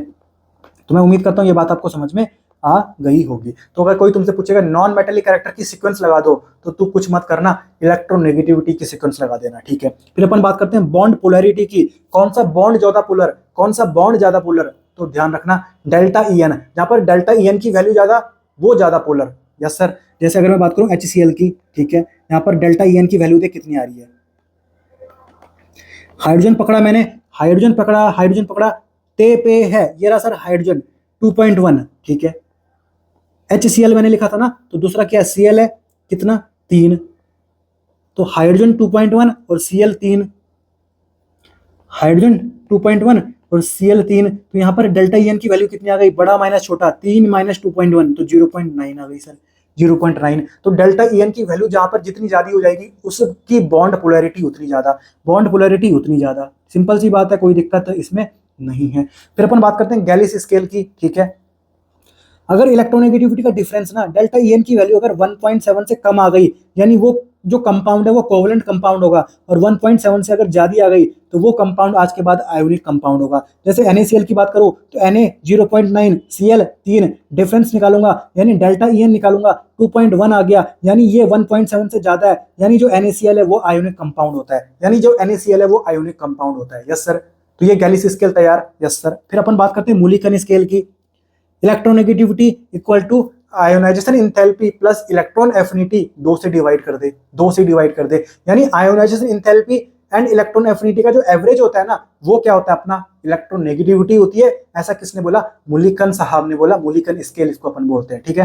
यहाँ पर यूनिट क्या है, इलेक्ट्रॉन वोल्ट प्रति एटम, पर एटम, ठीक है। ध्यान रखना जो नोबल गैसेस होती हैं उनकी इलेक्ट्रोनेगेटिविटी 0, जो नोबल गैसेस होती हैं उनकी इलेक्ट्रोनेगेटिविटी 0, क्योंकि वो स्टेबल है यार, क्योंकि वो स्टेबल है, यस सर। तो ये अपना खेल नंबर 28 तैयार, ये अपना खेल नंबर 28 तैयार, इलेक्ट्रोनेगेटिविटी। फिर अपन आगे बढ़ते हैं, खेल नंबर 21, खेल नंबर 29 रिप्रेजेंटेटिव एलिमेंट। याद रखना S block and P block के एलिमेंट एक्सेप्ट नोबल गैसेस क्या होते हैं, अपने रिप्रेजेंटेटिव एलिमेंट्स होते हैं। फिर अपन बात करते हैं वैलेंसी, ठीक है। देख सेकंड पीरियड के एलिमेंट मैंने लिख दिए, lithium, beryllium, boron, carbon, nitrogen, oxygen, fluorine, neon, ठीक है। ठीक है सर। फिर मैंने इनके क्या लिखे, वैलेंस इलेक्ट्रॉन लिख दिए। तो वैलेंस इलेक्ट्रॉन यहाँ पर कितने होंगे, 1 2 3 4 5 6 7 8, ठीक है। तो अब मुझे क्या निकालनी है, वैलेंसी निकालनी है। तो वैलेंसी मैं कैसे निकालूंगा, ध्यान से देख। अगर वैलेंस इलेक्ट्रॉन 4 तक है ना, वैलेंस इलेक्ट्रॉन 4 तक है, मैक्सिमम 4 वैलेंस इलेक्ट्रॉन तक, तो वैलेंसी वैलेंस इलेक्ट्रॉन के बराबर ही होती है। यानी अगर मुझे बतानी है बोरोन की वैलेंसी, तो मैं बोलूंगा सर इसके पास 3 वैलेंस इलेक्ट्रॉन थे, 4 से कम है ना, तो वैलेंसी भी इसकी कितनी होगी, 3 होगी। वैलेंसी भी इसकी कितनी होगी, 3 होगी, ठीक है। जैसे मुझे कार्बन का निकालना है, कार्बन इसके पास वैलेंस इलेक्ट्रॉन कितने हैं, 4 है, यानी इसकी वैलेंसी भी कितनी होगी, 4 होगी सर। सिंपल सी बात है। तो valency equal to valence electron, 4 तक 4 वैलेंस इलेक्ट्रॉन अगर होंगे तो वैलेंसी वैलेंस इलेक्ट्रॉन के बराबर हो जाएगी, ठीक है। परंतु अगर वैलेंस इलेक्ट्रॉन 5 से ज्यादा हुए तो वैलेंसी में कैसे निकालूंगा, valency equal to 8 minus valence electron, 8 minus valence electron, ठीक है। तो वैलेंस इलेक्ट्रॉन अगर 5 है तो वैलेंसी कैसे निकालूंगा, 8 माइनस 5, यानी वैलेंसी कितनी आ गई नाइट्रोजन की, 3 आ गई सर, 3 आ गई। सिंपल सी बात है। जैसे मुझे फ्लोरीन की वैलेंसी निकालनी है, ठीक है सर। तो वैलेंसी कैसे निकालूंगा मैं, 8 माइनस वैलेंस इलेक्ट्रॉन कितने, 7 है, तो वैलेंसी आ गई तेरी 1, वैलेंसी आ गई तेरी 1, ठीक है। सिंपल सी बात है यार। तो वैलेंसी ने आराम से निकाल सकता है। खेल 30 तैयार। फिर खेल 31, हाइड्रोजन पे चार्ज, ठीक है। अगर हाइड्रोजन मेटल के साथ है, जैसे मैंने लिखा सर NaH, ठीक है, तो यहाँ पर हाइड्रोजन की खोपड़ी में क्या होगा सर, नेगेटिव चार्ज होगा, क्योंकि तुझे पता है ये हाईली इलेक्ट्रोपॉजिटिव है, इनकी खोपड़ी में तो हमेशा Na पॉजिटिव होगा, तो यहाँ पर H माइनस होगा कि नहीं होगा, यस सर, क्योंकि ये न्यूट्रल है, प्लस तो यहाँ पर माइनस भी होना चाहिए, यस सर। तो अगर हाइड्रोजन मेटल के साथ दिखाई दे तो खोपड़ी में चार्ज होगा माइनस, और अगर हाइड्रोजन नॉन मेटल के साथ दिखाई दे तो खोपड़ी में चार्ज होता है प्लस, ठीक है। खोपड़ी में चार्ज होता है प्लस, और जनरली हाइड्रोजन नॉन मेटल के साथ ही देखने को मिलते हैं, ठीक है। ध्यान रखना, हाइड्रोजन की खोपड़ी में चार्ज प्लस कब होगा, जब वो नॉन मेटल के साथ प्रेजेंट है, और माइनस कब होगा, जब वो मेटल के साथ प्रेजेंट है, ठीक है। तो खेल 31 भी तैयार। फिर बात आती है खेल 32 की, anomalous behaviour of second period element. जो सेकंड पीरियड के एलिमेंट होते हैं ना, वो कुछ एबनॉर्मल सी प्रॉपर्टी शो करते हैं, एबनॉर्मल से बिहेवियर शो करते हैं, मतलब अपने ग्रुप के जो और एलिमेंट है उनसे थोड़ा अलग बिहेवियर शो करते हैं, ठीक है। तो सेकंड पीरियड के ये एलिमेंट मैंने लिख दिए, lithium, beryllium, boron, carbon, nitrogen, oxygen, fluorine, ठीक है। तो ये अपने रिस्पेक्टिव ग्रुप के अदर एलिमेंट से डिफर करते हैं in many aspect because of small size, large charge upon radius ratio, high electronegativity. ये ध्यान रखना, ये 3 रीजन है, इनके कारण यहाँ पर जो सेकंड पीरियड के एलिमेंट होते हैं वो एनोमोलस बिहेवियर शो करते हैं, वो एबनॉर्मल प्रॉपर्टी शो करते हैं, यस सर। फिर बात आती है डायगोनल रिलेशनशिप की। डायगोनल मतलब मैं अगर यहाँ पर बैठा हूँ तो मेरे डायगोनली कौन प्रेजेंट है, ये जो इधर बैठा होगा ये डायगोनली होता है, ठीक है। तो लिथियम का डायगोनली कौन होगा सर, मैग्नीशियम होगा। बेरिलियम के डायगोनली कौन होगा सर, एल्यूमिनियम होगा। और बोरोन के डायगोनली कौन होगा सर, सिलिकॉन होगा, यस सर। इनको बोलते हैं अपन डायगोनल रिलेशनशिप। तो इसकी जो प्रॉपर्टीज है वो किससे मैच होंगी सर, मैग्नीशियम से भी मैच होंगी, ठीक है सर, मैग्नीशियम से भी मैच होंगी, यस सर।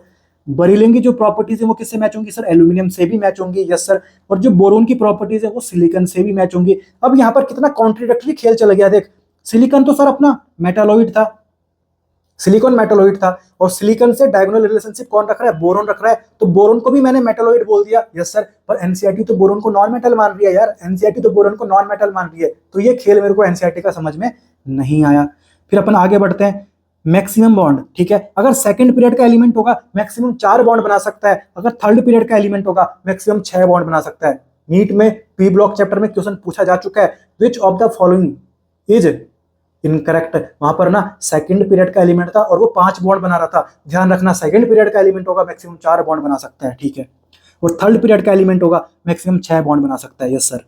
फिर अपन आगे बढ़ते हैं, टाइप्स ऑफ ऑक्साइड, ठीक है। तो acidic oxide, basic oxide, neutral oxide, amphoteric oxide. सबसे पहले बात करते हैं एसिडिक ऑक्साइड की, ठीक है। ध्यान रखना, नॉन मेटल्स के जो ऑक्साइड होते हैं वो आज के बाद एसिडिक, नॉन मेटल्स के जो ऑक्साइड होते हैं वो आज के बाद एसिडिक, यस सर।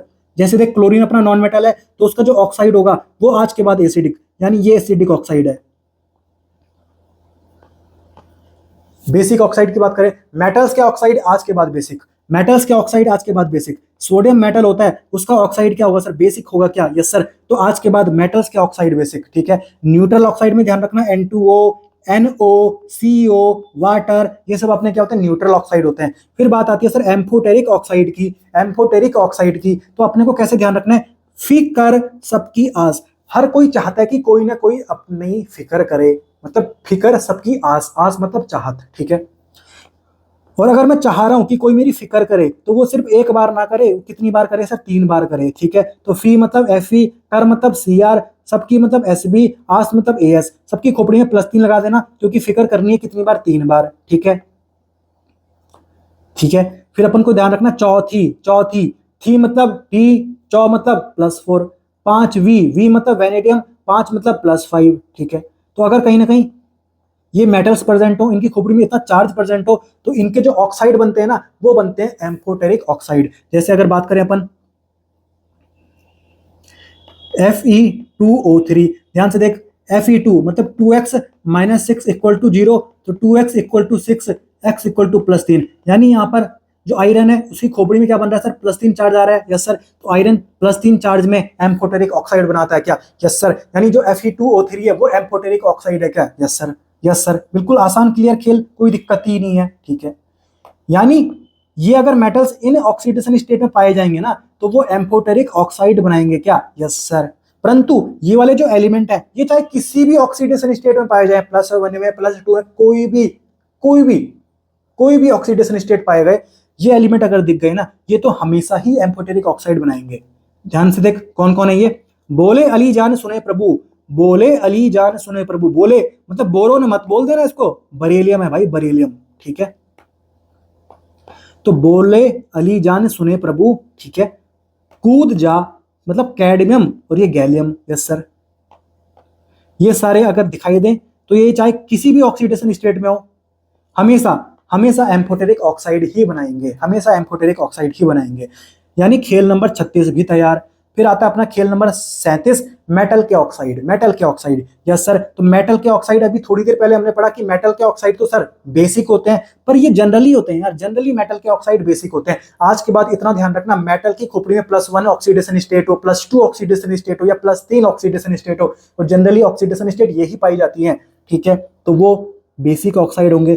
जैसे अगर बात करें, मैं इसकी बात करूं, Li2O, Li2O, तो यहां पर मैंने लिखा 2x, ऑक्सीजन की खोपड़ी -2 होता है, तो 2x - 2 = 0, तो 2x = 2, x = +1, तो मेटल यहां पर +1 ऑक्सीडेशन स्टेट में है, यानी बेसिक ऑक्साइड बनाएगा क्या, यस सर। यानी मेटल की खोपड़ी में अगर +1, +2 और +3 ऑक्सीडेशन स्टेट दिख जाए और ऑक्साइड बन रहा हो, यानी वो बेसिक ऑक्साइड होगा। मेटल की खोपड़ी में अगर +4 ऑक्सीडेशन स्टेट दिख रहा हो और ऑक्साइड बन रहा हो, यानी वो एम्फोटेरिक ऑक्साइड है, यस सर।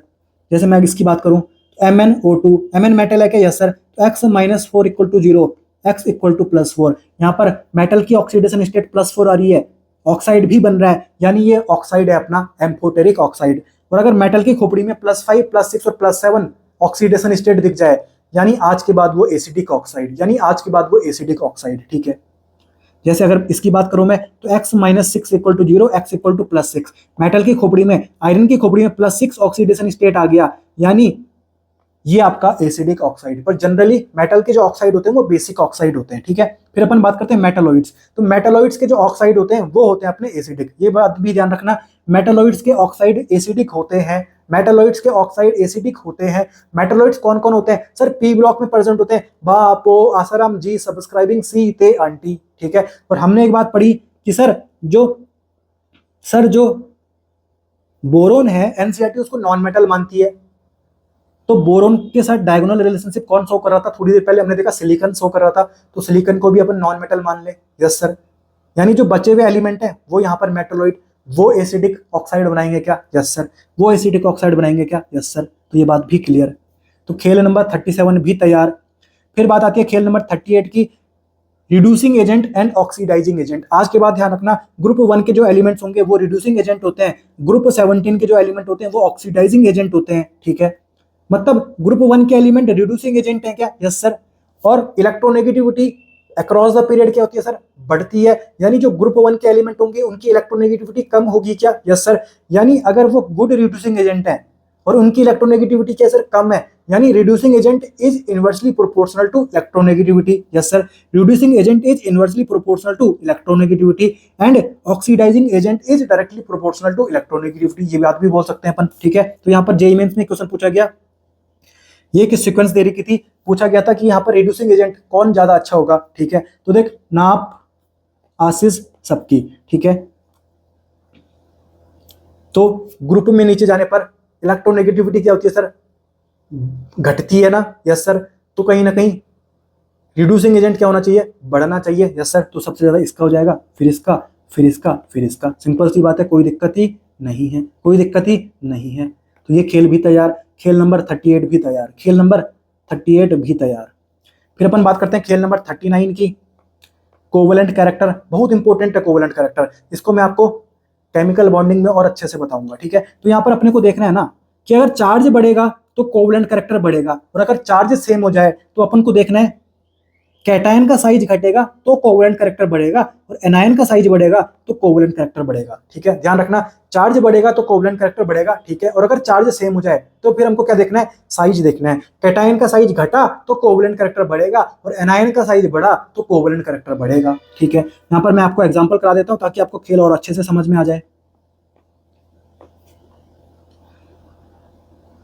ये देख, यहाँ पर Na की खोपड़ी में +1 होगा, यहाँ पर Mg की खोपड़ी में +2 होगा, यहाँ पर Al की खोपड़ी में +3 होगा, ठीक है। तो चार्ज बढ़ रहा है तो कोवलेंट कैरेक्टर बढ़ेगा। ये देख, कोवलेंट कैरेक्टर की बढ़ने की सीक्वेंस मैंने लगा दी, यस सर, समझ में आ गई बात, ठीक है। अब इसकी बात करें अपन, यहाँ पर देख मैग्नीशियम +2 चार्ज में है और कैल्शियम भी +2 में है, यानी चार्ज अगर सेम हो गया तो अब अपन क्या देखेंगे, क्या यहाँ पर कैटायन चेंज हो रहा है या एनायन। कैटायन अपना Mg है, यहाँ पर कैटायन कौन है, Ca। दोनों में कैटायन अलग अलग है। पर एनायन की बात करें, एनायन यहाँ पर भी O-2, यहाँ पर भी O-2।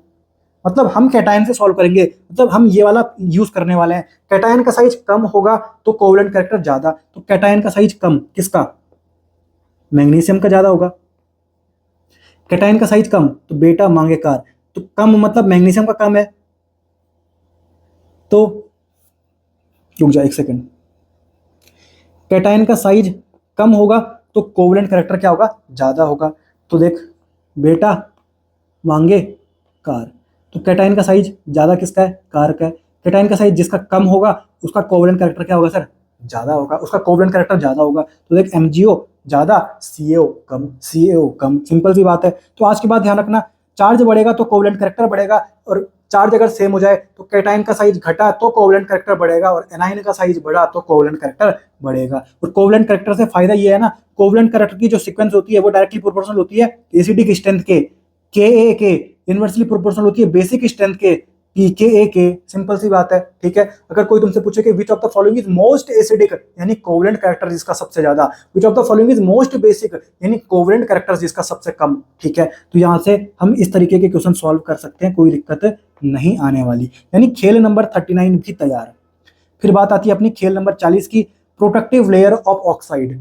ऑक्साइड की प्रोटेक्टिव लेयर बना के रखते हैं यार ये लोग, कौन है ये, बेटा आलू फेंकाकर, बरीलियम, एल्यूमिनियम, आयरन और ये क्रोमियम, ये बनाते हैं अपने प्रोटेक्टिव लेयर ऑफ ऑक्साइड, ये ध्यान रखना, ठीक है। तो ये आपके 40 खेल तैयार। तो ये 40 खेल आपके इतने इंपॉर्टेंट खेल है, एनसीईआरटी से उठा रखे हैं और नीट के पीवाईक्यूज को देखते हुए बना रखे हैं। यहीं से ही क्वेश्चन पूछे जा चुके हैं, यहीं से ही हर साल क्वेश्चन पूछे जाते हैं, और नीट 2025 में भी यहीं से क्वेश्चन पूछा जाने वाला है। एनसीईआरटी पूरी तैयार, ठीक है।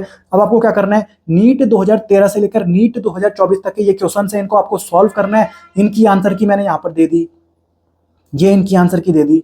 फिर आपको एनसीईआरटी एग्जाम्पलर के ये एमसीक्यू सॉल्व करने हैं, इनकी आंसर की मैंने यहाँ पर दे दी। फिर आपको मैच द फॉलोइंग सॉल्व करने हैं एनसीईआरटी के, ये मैंने यहाँ पर इनकी आंसर की दे दी। फिर आपको असर्जन रिज्म सॉल्व करने हैं एनसीईआरटी के, और ये इनकी आंसर की यहाँ पर दे दी। अब मैं आपको एक छोटी सी बात और बता देता हूँ,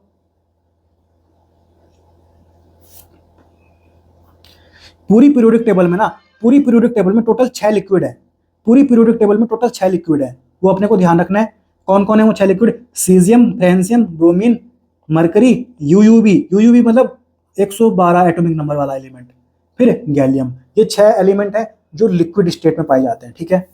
फिर हमको एक और बात पता होनी चाहिए जो एनसीईआरटी में दे रखी है,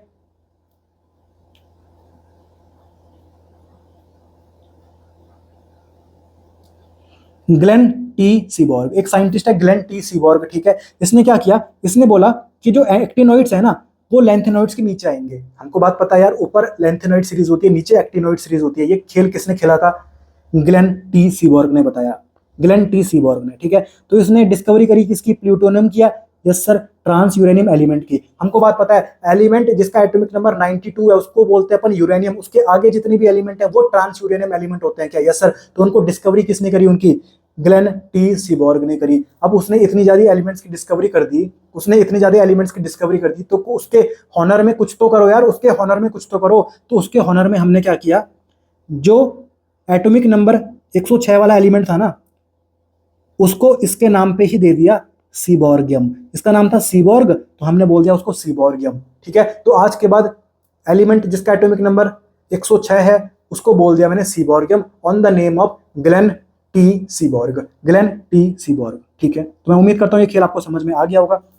बाकी इसकी जो पीडीएफ है वो आपको कमेंट सेक्शन में, जो पिंड कमेंट है वहां पर आपको एक लिंक मिलेगा, 49 रुपीज की आपकी ये पीडीएफ मिल जाएगी। अगर आप चाहते हो कि ये पूरा आप खुद से बना सको तो आप खुद से भी बना सकते हो, परंतु अभी इतना टाइम नहीं है, तो आप इसका जो पीडीएफ है 49 रुपीज में परचेज कर सकते हो। बाकी ये जो क्वेश्चंस है ना, इनका जो वीडियो सॉल्यूशन है वो आपको टेलीग्राम ग्रुप में मिल जाएगा।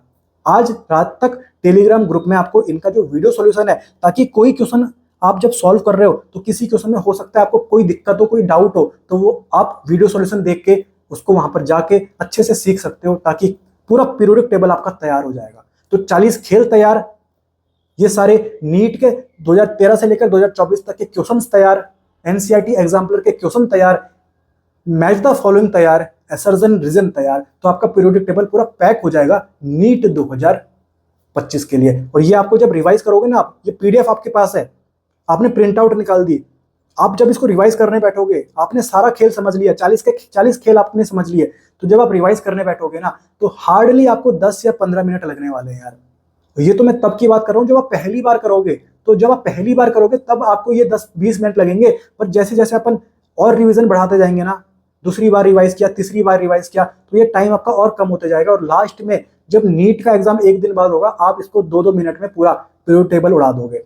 तो कहीं ना कहीं सोचो, 10-20 मिनट में आपकी पूरी इनऑर्गेनिक केमिस्ट्री निपट जाएगी, तो कितना अच्छी बात है यार। तो अभी से आप इसको रिवाइज करो, जल्दी से आपका रिवाइज हो जाएगा। ये क्वेश्चन प्रैक्टिस करो, पूरा कॉन्फिडेंस आपको आ जाएगा, आपको रियलाइज हो जाएगा पूरा खेल पीरियोडिक टेबल का तैयार हो गया।